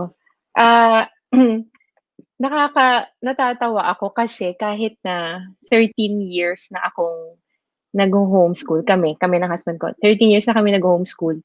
Ang dami ko pa ring areas for improvement actually. And thankful ako dito sa event na to kasi sabi ko nga kala Joy, wow, nagno-notes din ako kasi ang dami kong kailangan marinig ulit. And so I'm so thankful for Coach Joy and Eds kasi na-remind ako ng mga dapat gawin. Kasi pagka matagal na nag-homeschool, minsan meron ako, well, at least for me, may feeling ako na, okay na yan, kaya ko na to, nagawa na namin to, we've been doing this for years. Pero, ang reality, no, may challenges talaga eh. Tsaka, kasi natatabunan ng mga very real challenges yung mga goals at mga parang goals that I had in mind when the year started. So, it's good to be reminded. And then, I like that towards the end of this event, of this show, yun nilagay yung Joyce. Kasi, totoo naman na may challenges at marami. May daily challenges and may annual challenges. Parating may challenge. Pero, um, our friend Eds would always say, and I agree, kasi meron siyang verse na pinangahawakan. I know this kasi she says, weeping may last for a night, but joy comes in the morning. And I believe na sa dami ng challenges sa homeschooling, basta ito naharap natin, naitawid natin, the joy will be fuller. The joy will be parang mas malalim. Which ako, in my experience, ganun. Kasi we started nga ever since our first child was born. Talagang as in, syempre hindi formal homeschooling as if naka-enroll kami, syempre infant pa. Pero we were intentional with teaching her. So yun, alam yun na yung pagka may baby kayo, mga black and white, yung mga red, talagang pinapakita namin sa anak namin just to strengthen her visual skills at maraming things kami actually to stimulate her and to allow her to parang give her opportunities to develop and grow. So talagang intentional kami diyan, and then we read her books. We were very careful about when she could start watching TV and kung ano yung mga shows na pinapapanood namin sa kanya. Lahat yon actually part ng homeschooling. So, but that's informal homeschooling. So if you've done that at all, that's already part of homeschooling. So, yun. So, over the years, no, we've learned so much. And I also like na-mention ni Ed tsaka ni Joy na constantly remind yourself of your why. Kasi ako, when I think about the joys of homeschooling, I always have to go back to the why we did it in the first place. So ako, ang kwento ko is that I was a teacher. When I heard about homeschooling, it was not yet really uso here in the Philippines because this was almost 20 years ago. Single pa ako noon, nagtuturo pa ako noon. Tapos narinig ko yung homeschooling. And something about it really caught my heart. Um, which leads me to why I'm homeschooling. So I realized na ang it caught my heart because homeschooling is about intimacy. Parang yun eh. And for me, yun yung why ko. Why do we do it? Why am I, even if my hardships, even if challenging siya, why do we always go back to hindi mag-homeschool tayo even if nandyan yung temptation na hindi, sige na, i-regular school na natin, baka mas mabuti na para sa anak natin. Kasi 13 na yung panganay namin ngayon, no? So, um, we think about every year, parang every year na lang, papasok na ba natin siya sa regular school? Papasok na ba? And then, bumabalik kami sa, hindi, homeschool tayo. And yun na nga, yun yung, for me, it's really intimacy. Ako naman, very simple yung desire ko ever since. I just really wanted time. Time with family, time with my children, time na to get to know each other, to do things together, to go places together, lahat together. So, I'm all for that. And yun ako, one of the joys for me is that it built up our intimacy as a family over the years na uh, marami na kaming pinagdaanan together, and because we homeschool, talagang na-facilitate yun. So, yun yung number one ko. And another thing that motivates us, which is what gives us joy also in homeschooling, is that it gives us an opportunity as parents to facilitate what is being highlighted in our children's lives. So just seeing them, observing our kids and what makes them tick, what lights up their eyes, what makes them excited, what motivates them to learn, and ano yung talents and giftings nila.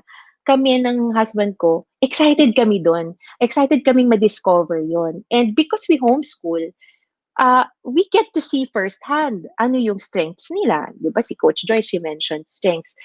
And talagang I realize na as a parent, because we homeschool, nakikita namin yun. Kahit paano na-identify namin kaagad because we spend so much time together, and we're able to, ayun na nga, may mga opportunities kaming nabibigay sa kanila. So nakikita namin, saan sila nagre-respond? Saan sila, ano yung sinasabi ni Coach Joy kanina about yung timelessness, di ba she said that, timelessness, high concentration. Yeah, where they are, where there's creativity and concentration, where they're excellent. So we discover that, we see that, and firsthand because we homeschool. And kami ng asawa ko, nothing gives us, or very few things excite us more than, facilitating or supporting that, or encouraging that. So because we homeschool, nakikita namin yun at nabibigyan namin ng opportunity para mag-grow sila sa giftings nila. And because actually siguro bear with me na lang kasi yung Joyce madami at saka medyo intertwined siya. So pag may sinabi akong isa, malamang connected din yung isa. Like for example, because we homeschool, yun na nga, we see the giftings and then we support it. Because of that, nagbibigay kami ng opportunity. So, if I may just share just few pictures lang, no? Wait, ha? Wait, paano, how do I do this?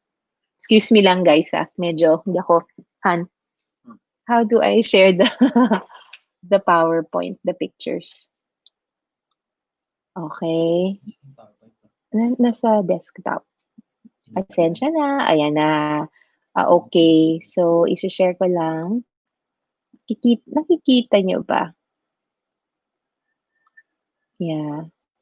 Share ko lang yung ibang pictures namin na. Sige lang. We're waiting for your slides. Gusto ko sinabi mo, Gail, na about intimacy. No? No, not now. Ayan. Yung idea na Ayan. getting to spend a lot of time with the kids and Mhm. having an appreciation of their talents. Kasi nga, yung setup ng homeschool allows you to do that. So, Okay. ganda nun. Mm-mm. Ayan. Nakikita niyo na ba yung picture? Yes, Ayan. picture. Yes. Ayan. Kita na. So that's, oo, hindi pala ako nagpakilala ng family. This is my family. This is us. I have two kids. One is 13 and one is 5 years old. So para sa mga taga QC, malamang alam niyo yung lugar na yan.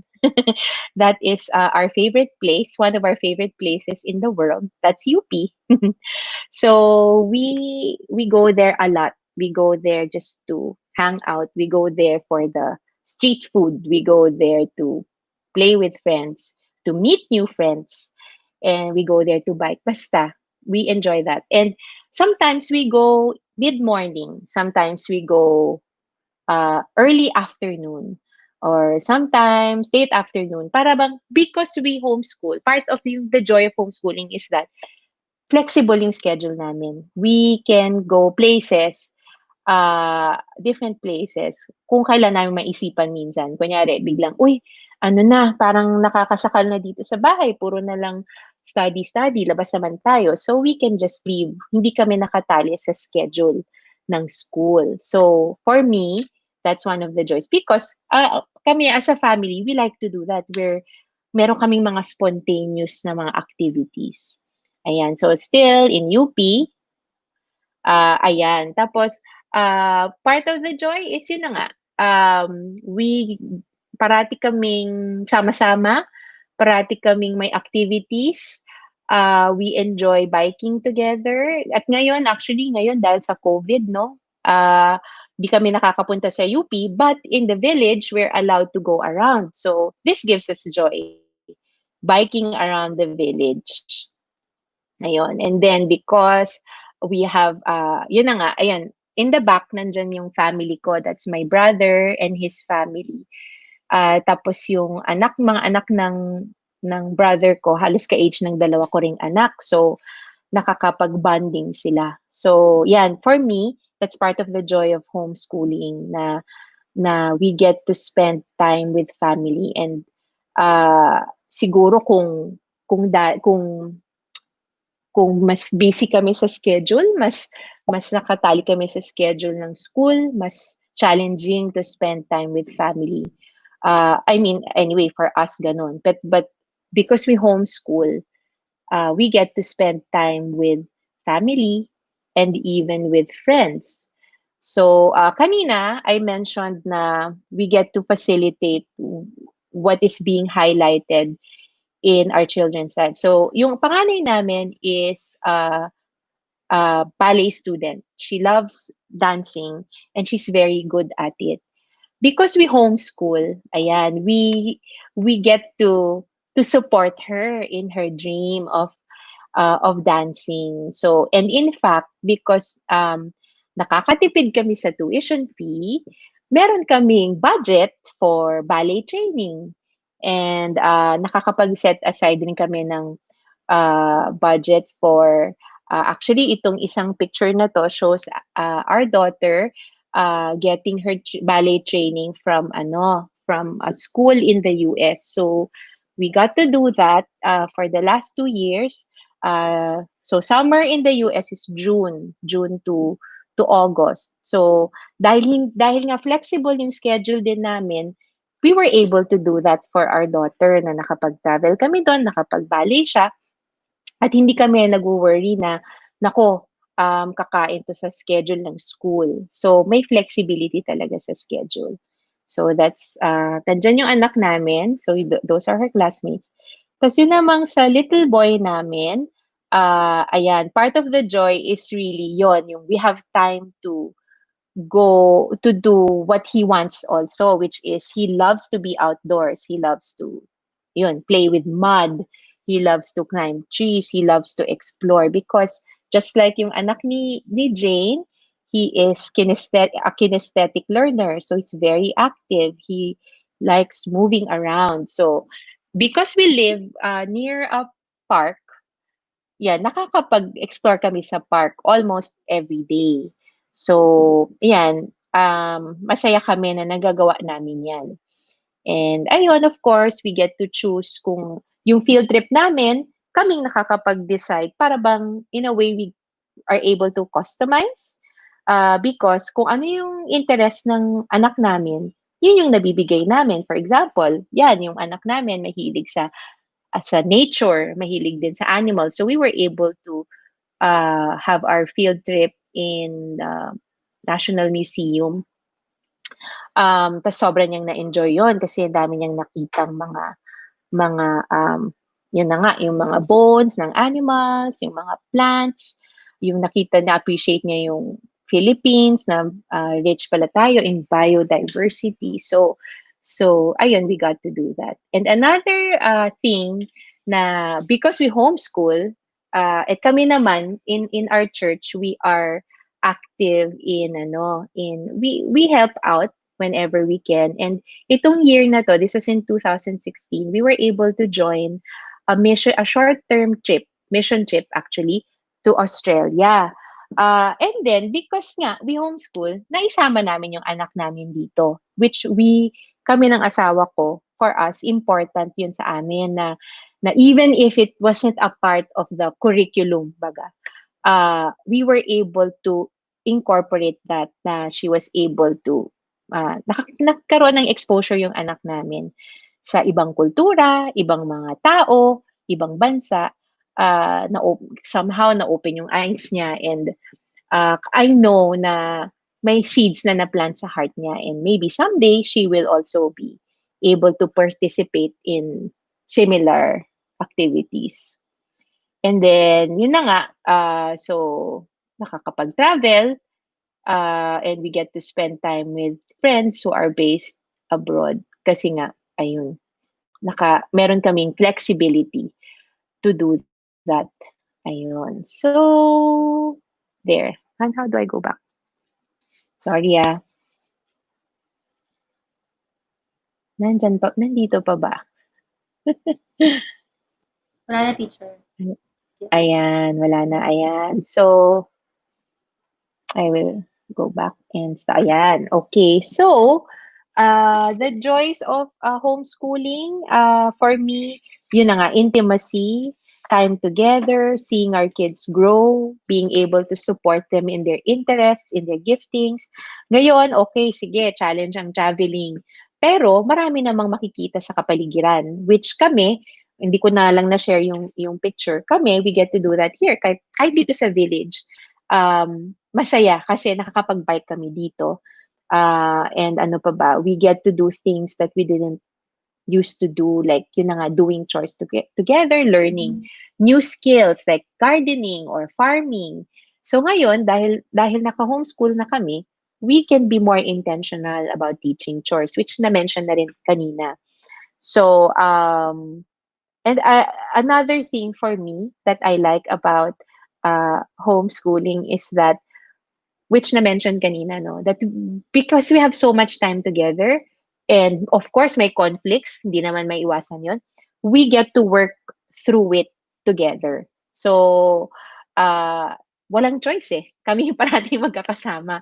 So, kumbaga, sabay-sabay naming nahaharap yung mga issues namin. We get to process it together. And for me, walang katumbas yun eh. As a parent, it's precious yun sa akin. Na nakakatch ko yung moments na yun. Ako, pag may issues na lumalabas, at yung anak ko, ganun din, pag may lumalabas, na hinaharap namin yun together, and then we work through it together, which is important for me. And another thing is that, ano pa ba? Yun, I did say na flexible yung homeschooling. So, homeschooling can actually accommodate your lifestyle. I mean, if ang buhay nyo is, yun na nga, because hindi nakatali, I guess yun eh, hindi nakatali sa schedule ng isang school, you can make your homeschooling experience fit your lifestyle, which kami, for us, really works for us.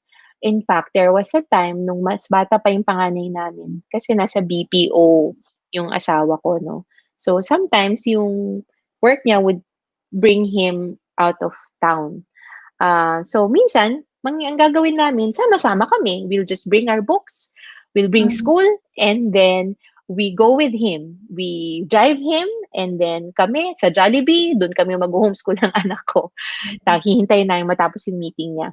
Ganyan. So, I like that. I like that homeschooling gives us the flexibility to do that. And there was a time, feeling ko masyado kaming cooped up sa bahay. So, I said, sa panganay ko, halika, punta tayo sa park, doon tayo, dali natin yung books mo, doon tayo mag-school.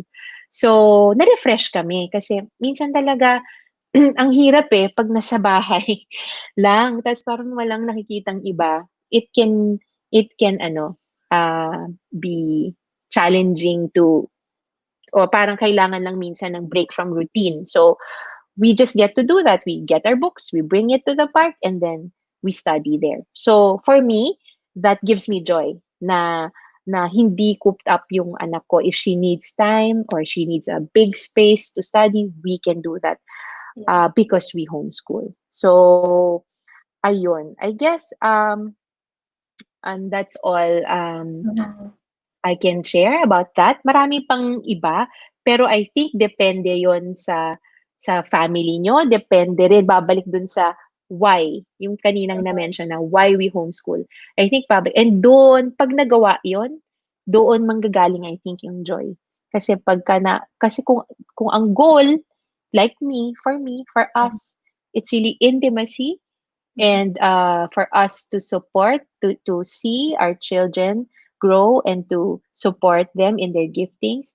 Dahil nagagawa namin yun with homeschooling, then for us, it gives us joy to do that. Ayun. Yay, Teacher Gil. Thank you. Thank you. Nakaka-inspire naman yung iyong mga shinare. Yeah, meron Mhm. niya actually nag-comment dito, Teacher Gil. Nag-a-agree siya sa'yo. Sabi niya, yeah, homeschool is not just confined within four corners of our house. Kasi yun po yung misconception minsan Mm-mm. akala nila sa bahay lang. Mm-mm. Diba? Unlike yun, di ba Mm-mm. nakakatuwa, your kids was able to go outside the country pa, di ba? Na-expose sila sa iba't ibang Mm-mm. culture. And that's homeschooling. Mm-mm. So, Mm-mm. yan. Teacher, meron isang Yeah. question lang, baka pwede mong masagot for her. Ito po. Mhm. Ito. How to keep going, stay motivated, and not give up? Ayan, ang gandang tanong niyan kasi the truth is every year I ask myself, how can I keep going? How can I stay motivated? How will I not give up? Because the truth is it's really hard. It's Mhm. hard kasi nanay ka na, teacher ka pa. Wala ka ng break, parang ganyan, 'di ba? So and there are times that honestly I blow up and I walk out kasi I need space. Um and I think important 'yun, yung creating a space.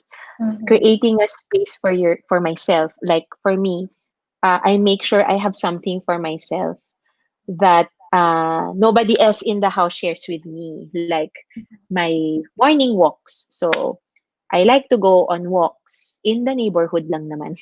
So I like to go on walks and I make sure I do that. And whenever possible, kung pwedeng every day I do this. It's part of how I am able to survive. Na I go out early in the morning and I take a walk because I need that. If I don't do that, I will go crazy. It is as much for me as it is for the kids.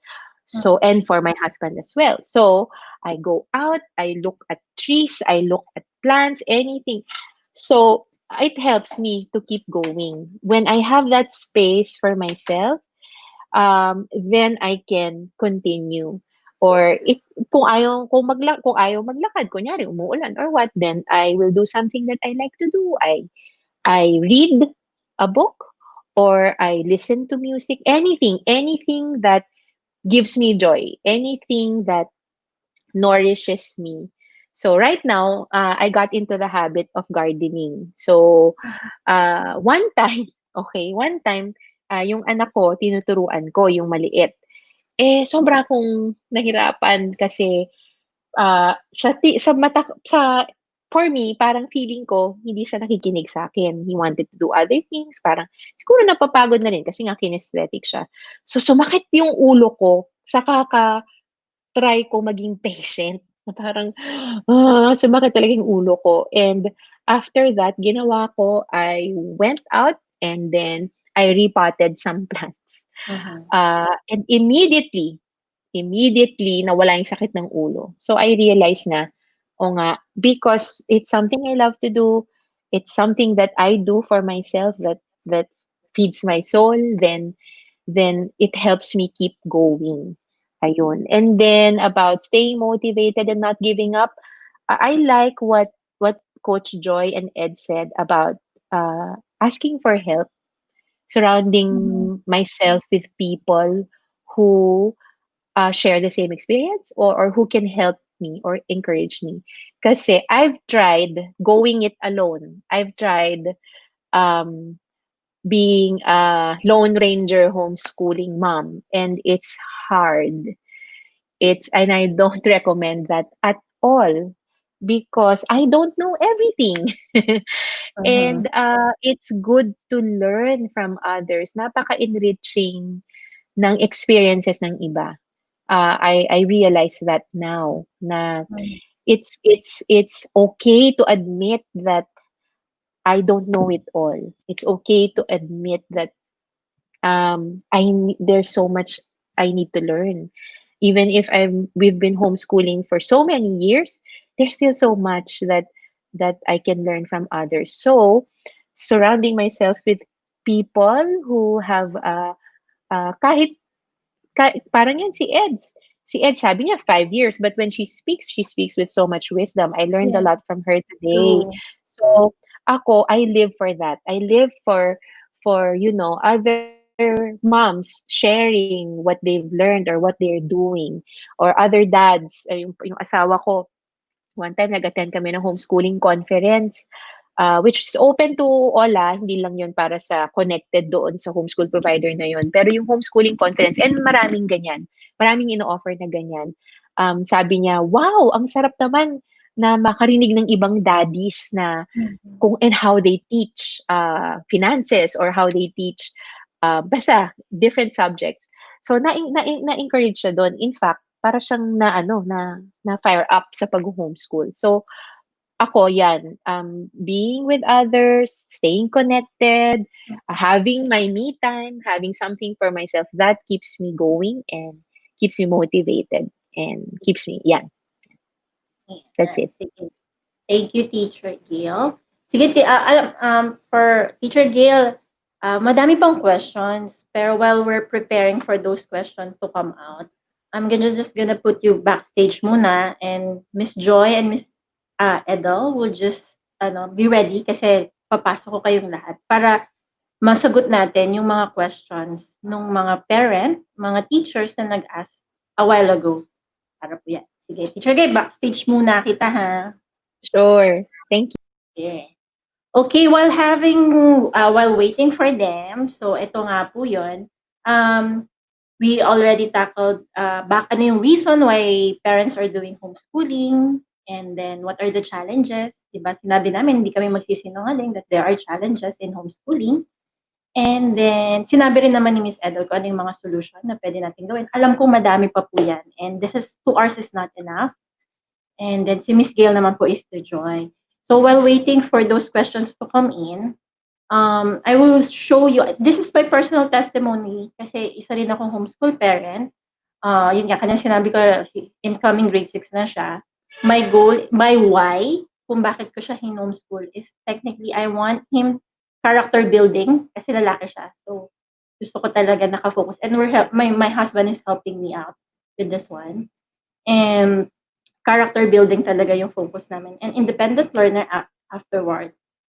Yun, and eventually I'm happy. Yung joy, yun yung isa sa mga joy ko when homeschooling. Kasi nakikita ko na yung fruit ko ngayon nung labor ko nung pag homeschool sa kanya nung grade 1, grade 2, grade 3. Tapos ngayon, medyo okay na ako. Yan, darating na yung yung 2 years old ko na bata, siya naman ngayon ang homeschool ko. Pero yun, when I see how courage become yung independent learner, yun, ayokong maano kasi meron kaming segment na kasama ko siya. And I'm gonna ask din, yun, with this page also, I'm gonna ask for group study para matulungan niya rin yung mga ibang kid na ng homeschool. So meron din siyang version nito. And yun, and I wanna share this video with you. Actually, si Courage, nung grade 4 siya, he wanted to have his own foundation because of homeschool. So, Candy Happiness yung ginawa niya. It's about giving joy to kids, just giving through candies. Yan. Tapos ginamit niya yon eventually kasi he wants to gusto niya magkaroon ng experience of learning outside the country. So I helped him out to research, and then yun, nakakita kami na there is nag-offer ng scholarship outside. So ito yung, then nagpass siya ng video. Courage is into video editing, robotics. Yun yung mga gusto niya, and dancing of course. So yun yung mga sinasharpen namin sa kanya. So ginamit niya yung talent niya na yon, yung mga skills niya na yun na natutunan niya sa homeschool para gamitin para makapasok as for the scholarship program. So eventually yon, good news, nakakuha siya, nakapasok siya doon sa scholarship, naggawa siya ng animation video kung bakit siya kailangan matanggap as scholar doon sa program na yon. Doon sa tanggap din siya, tuwan-tuwa siya kasi it was his birthday gift, parang birthday gift sa kanya, nung lumabas yung decision na papasok siya. But yon, and because of homeschooling, because we saved, nakapag-save kami, kaya namin makapunta.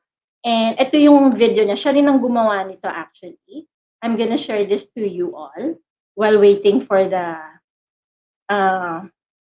tawag dito sa ating,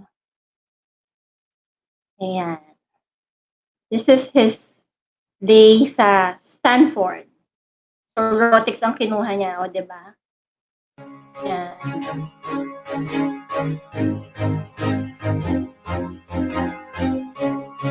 Yan. So this was our day in Stanford, first day. He was so excited. Yan. Siya lahat ang kumukuha niyan, by the way. Hey guys, so now we're at Stanford. Thank you for helping me and supporting me and bringing me to US. So this is my first day at Stanford, and I learned a lot of cool stuff and robotics as well. So come on, let's take a tour. Ayan. Siyempre, tutulungan siya ng daddy. But all the content of the video, siya gumawa niyan. Because, Oh guys, this is yeah, so fun. gusto niya kasing mag-thank you doon sa mga taong tumulong sa kanya to raise fund. Actually, idea niya yung mag-raise ng fund para matuloy siya dyan sa scholarship niya na yan. Just like what I said, hindi naman enough, diba? Lahat. So, sabi ko, if you had an idea how to raise fund, go for it. So, yan. So, this is his way of saying thank you to those who support him through this journey. This was last year.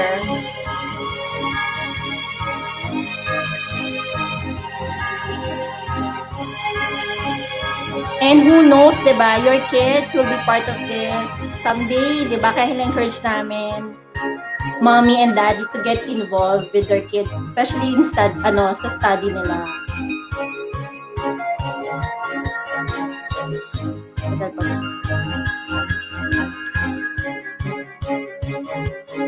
Ayan. Sige, I think ready na ang aking mga kasama at ang question. I have to stop this down.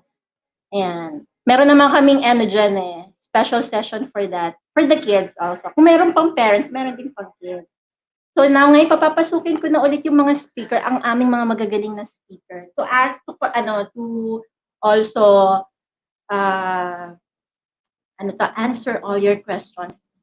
Try namin ma-answer lahat. If not, we're gonna send you individual message and emails for those inquiries that you have. Yan, Miss Gail, Miss Ed, and Miss Joy. Ready na po ba tayo sa mga questions nila? So anyone can answer po So as as practical as fast as we can. So, Mm. ito, how homeschooling is better than distance learning? Yung homeschooling tsaka distance learning, at platforms ito, mga tools. So, kahit anong tool is only as good as the person using the tool. So, whether yung differentiate ko lang muna. Homeschool, ang distance learning, ang ibang tawag dyan, correspondence learning. Ang correspondence learning is like, they mail to you the materials in printed form, and then pinag-aaralan, and then you go through it with your kids. Parang ang distance learning, homeschooling din siya, except that it's not online. Panapadala lang yung material sa'yo in printed form. So, and may provider din ito. So, yun yung difference. But, again, platforms ito. Depende ito sa gagamit ng material. So, babalik ulit tayo sa whole idea of setting up a very conducive environment for learning at home. So, yun po. In terms of better, I'd say because of the platform used, I'd say mas accessible si homeschooling. Diba? Kasi, I mean, pag printed material kasi, medyo hindi accessible yan to everyone, unlike online ngayon. That's debatable. Kasi iba walang access sa internet and everything.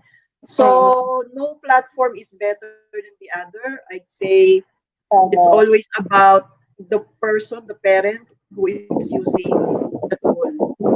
So, yun po. Yun lang po yung sabi ko dyan sa question. Next question. Do I need a degree in homeschooling? Hindi. Yes. Wait. Ay, sige. Yes daw, sige. Sige lang, Gail. Sorry. Degree in homeschooling or kung ang question kasi kung kailangan ba nakatapos, actually DepEd ang alam ko requires that the parent or the teacher should be a college graduate. So yes. Ngayon, yung iba, ang alam ko, ang ginagawa nila, whoever sa dalawang parent, merong degree, siya yung i-declare na teacher. So, yun ang ginagawa ng iba. Or, kung wala, yung iba, talagang nag-hire na lang ng tutor who has a degree. And yun yung magiging para bang main teacher ng bata. Yes. Totoo yan. Pagdating sa DepEd requirements, totoo yan. Yes. But in terms of doing homeschool at home, you don't need a degree. Lalo na yung life skills, diba?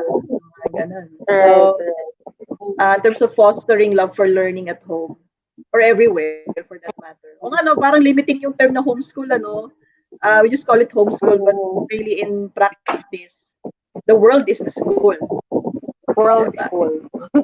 World school. Practically, anywhere you go, you can turn it into a learning environment. Yes. Right. So, medyo limiting nga yung term na homeschool.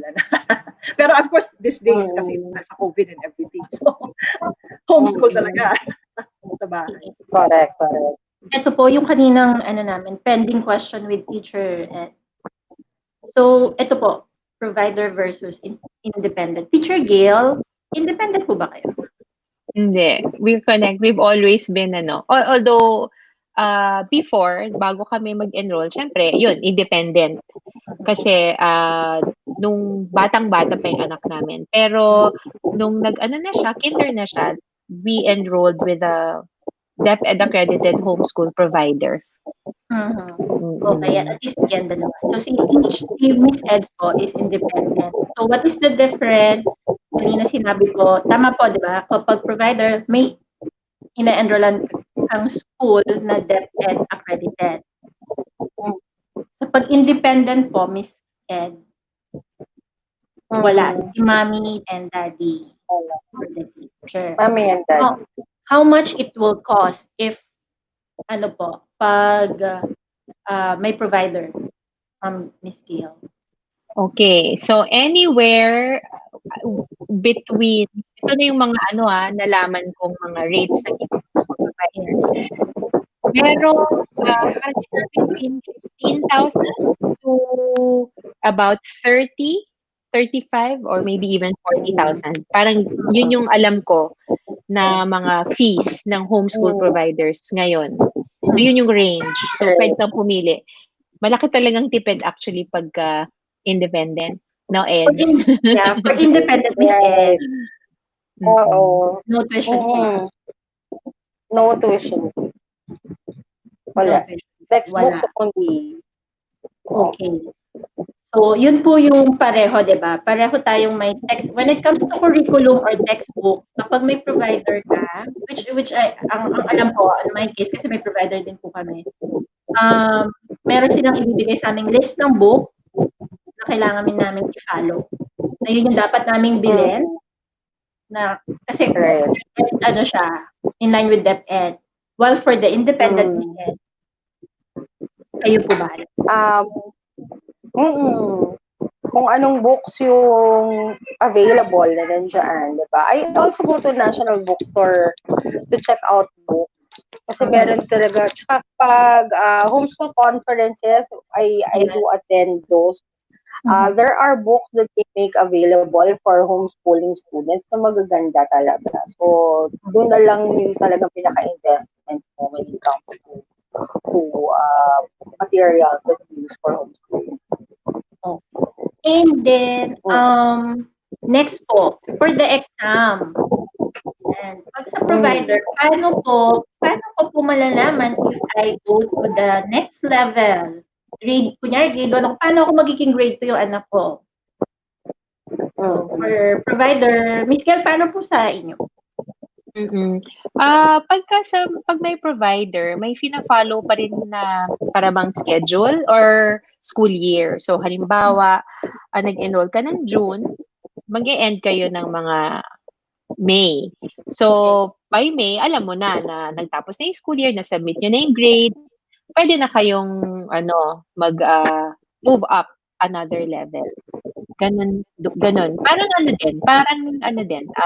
conventional school. Ganun din. Sinusundan na school year. Yeah. Sa amin, for my homeschool provider, ganun din kay Teacher Gail, pero meron kaming assessment sa umpisa ng school year, and then at the end of the school year, may post-test silang binibigay for the provider. So sila na yung bahala doon. Hindi ko siya iniisip. Basta pupunta na lang ako doon sa schedule na sinabi nila na kailangan mag-exam yung ano ko. While for independent, I think iba po siya. Kasi si mami ang gagawa or si dad. Teacher Ed, paano naman yan? Paano yung ginagawa? So, bali kapag, halimbawa, we follow kasi yung DepEd na curriculum. So, lahat kasi nung pati periodical tests na i-take ng anak mo is available online. So, yung periodical test, ano ko yun, nabibigay ko yun sa kanila. Pero what I do na lang, kasi ngayon nabanggit ko kanina, they take the PEP test para malaman ko kung okay na ba yung grade 5 level nila, diba? So, that's how I know. Kasi there's a grading for that na binibigay din ni DepEd. Pero yung yung mga, when it comes to exams, hindi ako gumagawa ng exams din. It's available online. So, all subjects are available, all quarters are available. So, doon ako kumukuha, tapos ay supplement na lang. Kung halimbawa, titignan ko kasi yung scores din nila, di ba? For each periodical test. Kung halimbawa, mababa yung nakuha niya, tapos I feel like hindi pa niya nakukuha yung subject matter, yun yung maganda kasi nababalikan namin. And then, I make them retake the test just to see if they really understood na. Yung ganun lang. So, parang hindi masyadong pressure. Yun yung masarap eh. Kasi ako I grew up, napapressure ako na yung grade ko dapat mataas. So, ganun. Yeah. May pressure akong ganun. So, pero kapag nag-homeschool ka, I always tell my kids, yung grades mo, measure lang yan kung naiintindihan mo o hindi. But it's not what matters. What matters is natuto ka, di ba? Parang tsaka binigay mo yung best mo to learn about that subject matter. So parang ang magaan yon in terms of independent homeschooling kasi we just go to DepEd and make them take the test yearly. Tapos kapag halimbawa, meron silang isang subject na they didn't do well in that subject, they can retake that particular subject.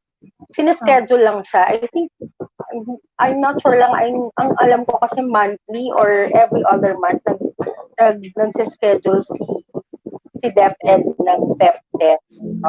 So, Online ito pa yan, rin yung maganda. no? Ang maganda Online rin, siya. kung gusto mong you have to go there sa DepEd Okay. mismo. Yun, kailangan po natin pumunta. Schedule ka. So, gano'n. So, minsan nakagandahan din, yung isa kong son, dalawang levels yung tinake niya. So, grade 2 and grade 3. Kasi tested kung, sinasabay ko kasi siya studying with the panganay. So, sabi ko, subukan ko kaya. Diba, na both grade levels yung niya. Pero nakakatawa kasi okay siya. Okay pa rin yung scores niya doon. So, parang sabi ko, sige, I think we can move on to the next na grade level.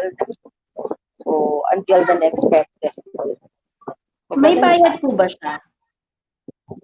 May bayad siya. Nung time na yun, hindi ko alam kung nagtaas na. Last year, I paid 200 per child.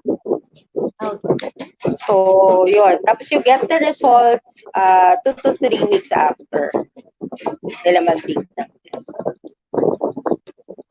Next question po. How to Excuse make... me, sis yes, Ping. Wait lang. Oo, may naalala lang ako kanina dun sa, if I can just go back quickly to the previous question about magkano yung homeschooling. Oo, yung sinabi ko pala na range na 15,000 yung alam ko na pinakamababa, tas 35 to 40 yung highest na alam ko. That is only for the homeschool provider.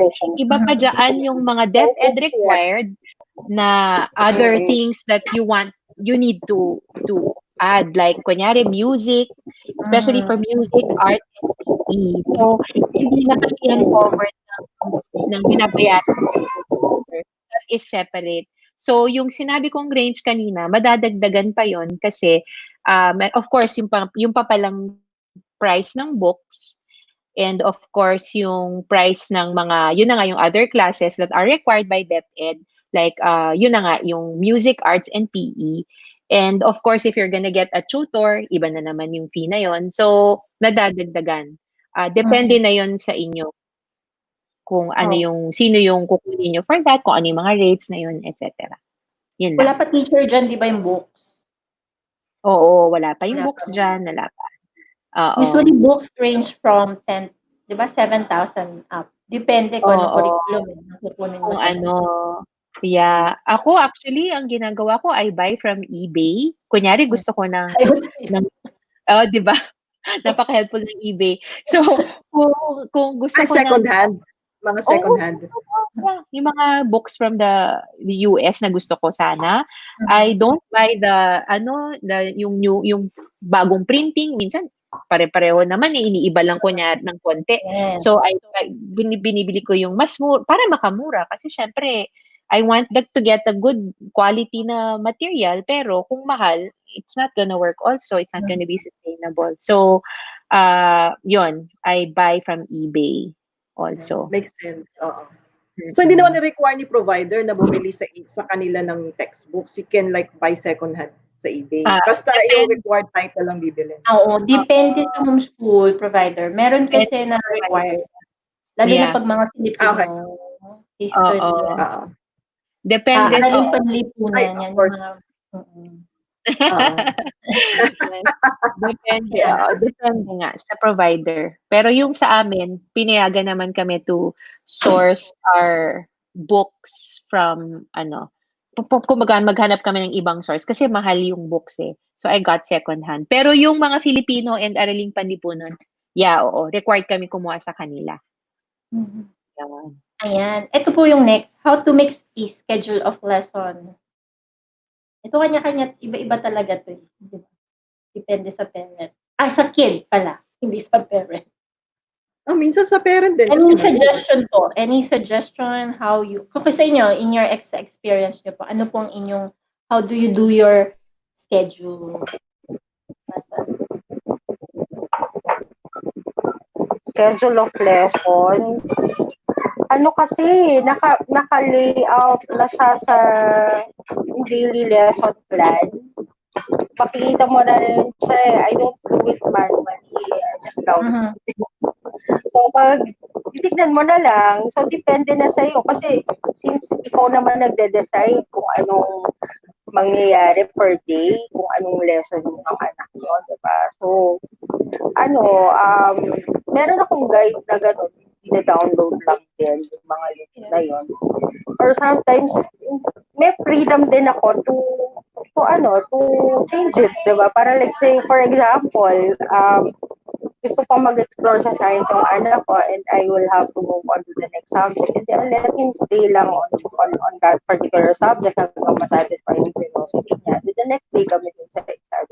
So, it's very flexible eh. So, yung schedule ng lessons, it's really up to you kung gusto mo ba rigid, kung gusto mo ba medyo parang free-flowing lang or flexible lang yung pag-schedule mo ng lesson sila. Siguro the least that I was able to do is at least determine what subject we're going to take up per day, diba? Wag naman yung parang, sige, mat, diba? Parang puro mat na lang, diba? So, per day, meron kang i-assign. Let's say, for example, on Monday, our subject is science. Tapos per day, alam na nila rin, nagkakaroon na din sila ng idea what subject they will take up for the day. Yes. Teacher Gail? Oo. I think maganda to find out what works for your family. Like, there was a time na, ito ang ginagawa ko, ito nakaka-help sa akin. I look at kunyari, the textbook. And then, at the start of the year, sineschedule ko na, ito, 3 days to. Nakalagay na sinusulat ko lang sa table of contents, ito, for this date, ito. Para lang may guide ako. Kasi if I don't do that, I'm gonna be all over the place. So, I need that. I need to set that early on. Pero, there was also a time na hindi ko na nasunod yon. Na because of yung sunod-sunod na events nangyari sa family namin, there was a time na may long period na naka-break kami, hindi kami makapag-homeschool. So, ang ginawa ko doon, so ang nangyari, nung patapos na yung school year, naghahabol na kami. So, may mangyayari talagang ganon, which is normal and it really happens. It's part of life. So, ang ginawa na lang namin, inisip ko, ano ba yung madaling tapusin ngayon? So, we focused on 2 subjects na yon at ma-finish namin yon in 2 months, kunyari ganyan. And then, nung tapos na yon, saka na kami yung other 2 subjects na hindi na-cover, kinover naman namin nung next 2 months. So, pwede rin ganon na parang yung ginagawa ni Eds na 1 subject a day. Pwede mong gawin yon 1 subject a month. Parang ganyan. Yung iba, I've heard of other families who've done it that way, na tinapos nila yung math nila, yun muna. Kasi mahirap para sa kanila na papalit-palit ng subject. Mas gusto na lang nila yung nagfo-focus sa isa, matapos yun in a month or 2, para the rest of the time, tapos na sila sa math, iba naman ang itatackle nila. So, you can also do it that way if you like. Pero, meron talagang time na aaralin mo what will work for you. Lalo na if you're new to homeschooling, you're gonna take time to, parang sinabi ni Edson naman, adapt and discover ano ba ang mag-work sa family ko, anong schedule magsusuit. So, give yourselves room to explore what will work for your family. Kasi at the end of the day, it has to work for your family. Hindi, sana, hindi kayo yung umiikot sa homeschooling. Kumbaga, make your homeschooling work for you, not the other way around. Kasi family nyo yan eh. Diba? Kayo nakakaalam what will work for you. Ito, sorry, na lang po. Kasi medyo kulang na po tayo sa oras at mga mami rin po kami. We need to get ready for dinner time. Babalik naman po tayo. Uulitin po namin to. We'll be more focusing on that, yung kung paano gumawa ng mga strategies on how to make yung timetable for the subject. Gagawin po namin yun dito. So may mga invited din po kami speaker. Who knows, baka sila po ulit, diba? Kasi magagaling po silang speakers. So ito po, last question na lang na from our audience then. Yan. The creative ways to teach young children about God and religion. Hmm.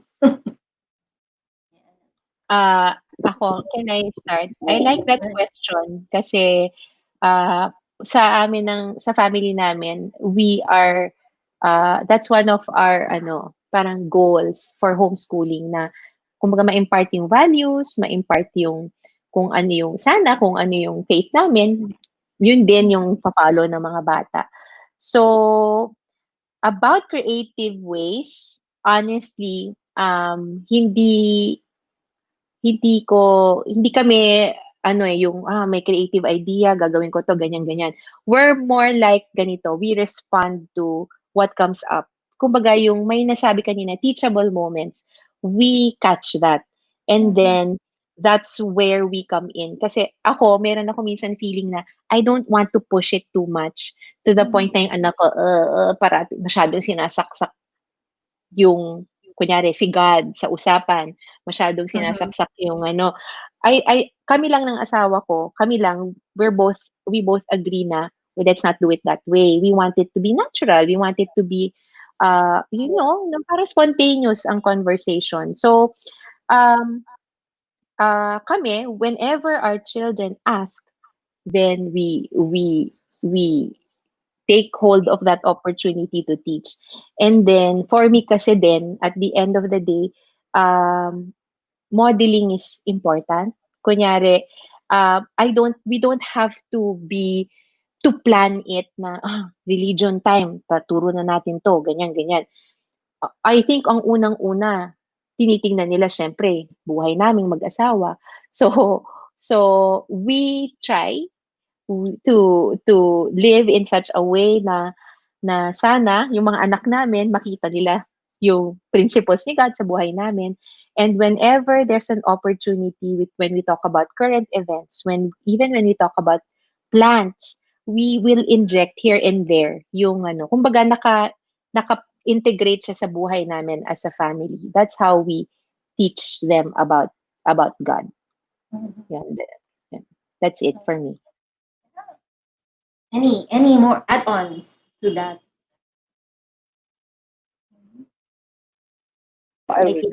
Yan. I teach. Wait lang, Teacher Ed. Tapos sabi niya, young children.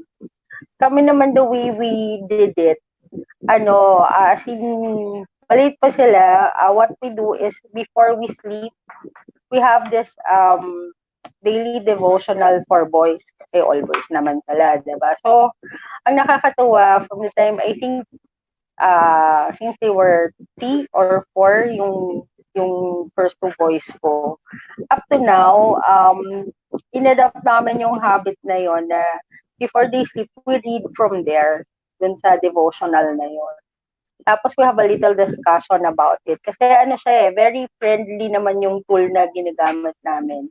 Such a way na may word, tapos merong kaunting discussion story, so nakaka-relate yung bata.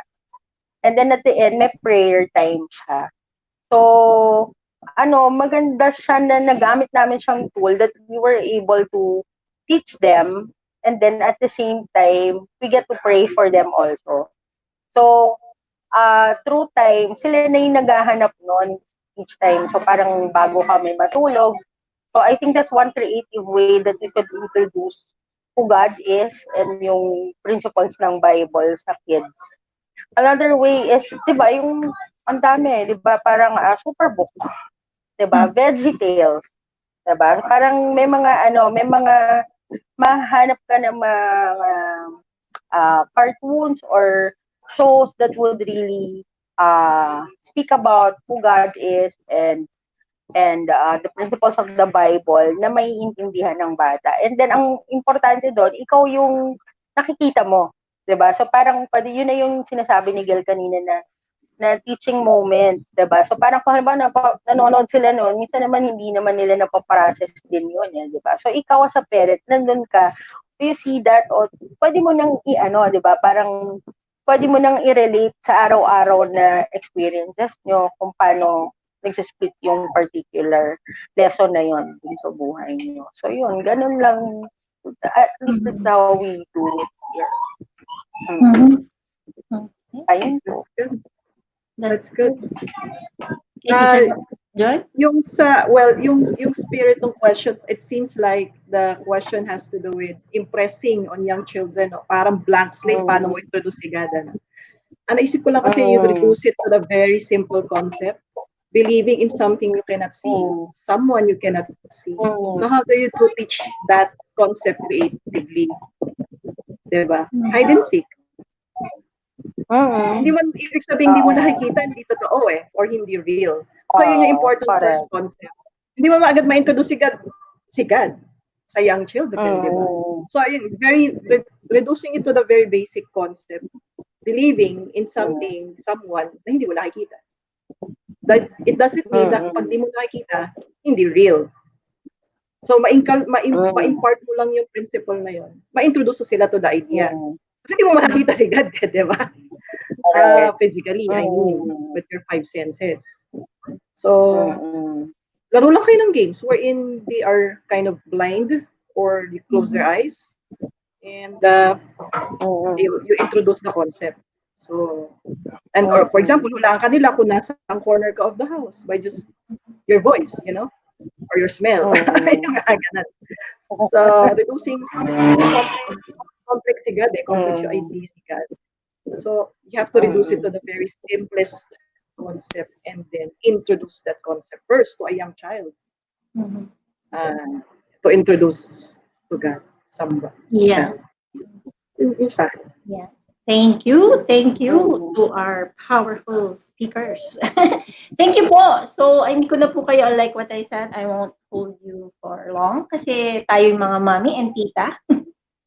May kailangan pa rin i-prepare. Pero before we go, any last word that you wanna, or encouragement, or alam ko madami na po kayo nasabi, pero yun, last word for those who are watching also. Mauna na ako. Yes, Joy. Kasi ako yung naiiba sa inyong lahat. No? So ako na. Ad lady first. So sa akin, education is beyond just knowing stuff or stuffing your kids with knowledge. Ang whole point ng homeschooling is to develop in a person, in a child, love for learning. Pag na-develop yan, set up na for success po ang bata. Kasi pag love niya ang learning, edi maharap lang yan sa challenge sa buhay, babalik siya dun sa love to learn. Love for learning makes a person open to changes, resilient in times of crisis. Diba? So, sana, ang i-goal natin lahat sa pag-homeschool is not just to, of course, avoid getting COVID, hindi lang yun, but hopefully to inculcate that love for learning sa mga bata. Nadadali nila hanggang paglaki. And I believe that will set them up for success in life, regardless of what's happening around. Miss Ed? Ayun. Ako naman, siguro yung yung gusto ko lang ma-impart sa mga parents right now is not to be afraid of trying your hand sa homeschooling. Diba? So, there's nothing to be afraid of. Everything can be learned. So, yung kagaya ng sinabi ni Joy, yung joys ng homeschooling, it's not something na wala siyang kapantay. So, I really just want to encourage the parents not to be afraid to try homeschooling and syempre parang prioritize natin na for me going back to school at a time like this is hindi talaga ako in favor for that. So I hope you don't get discouraged na hindi sila nakakapasok sa school because there's a way to teach them sa bahay, diba? So yun po. And there are people who can help you. A lot of mommies that could help you. A lot of people like Coach Joy who could help you in this journey sa homeschool. So, yun po. Yan lang. Teacher Gail. Hmm. Ah, Gusto ko lang din i-encourage yung parents na, you know, there's a reason why our children were given to us, di ba? And I think Ed's mentioned it, not we are the best parents for our children. That's why they were given to us. Hindi sila napunta sa ibang pamilya, napunta sila sa atin. And ako naniniwala ako with all my heart that that is because we are the best parents for them. We may not be perfect, we may not know it all right now, but I believe may wisdom, special wisdom na meron sa atin at ibibigay sa atin just to help our child or our children, to teach them what they need to learn at this time. So para sa akin, trust your instincts. Okay ka lang. The fact that you're here is a good thing. The fact that you're open to learning is a very, very good thing. So just continue. Okay lang magkamali. Lahat naman tayo natututo. We will not destroy our children. Mhm. 'Di ba? So, sabay-sabay tayong matuto, and it's important to have support. So, yun, mga ganitong conferences or events or talks, it's good to feed our minds with this. This will really help. Yan. Thank you, Teacher Gil. So I guess that's it. That concludes our webinar for today, Homeschool in 3 Acts. Again, thank you very much, Coach Thank Joy, Miss you. Thank Ed, you also. Miss Yeah. Gail. Thank you very much. I hope to see you again sa iba't iba naming talk. Salamat. Ma-invite natin kayo. Sure. Oo naman. Yeah. Thank you very much. Again, thank Okay. you from the Salamat. bottom of our heart. Yes, same You're here. welcome. Bye. You're Bye-bye. welcome.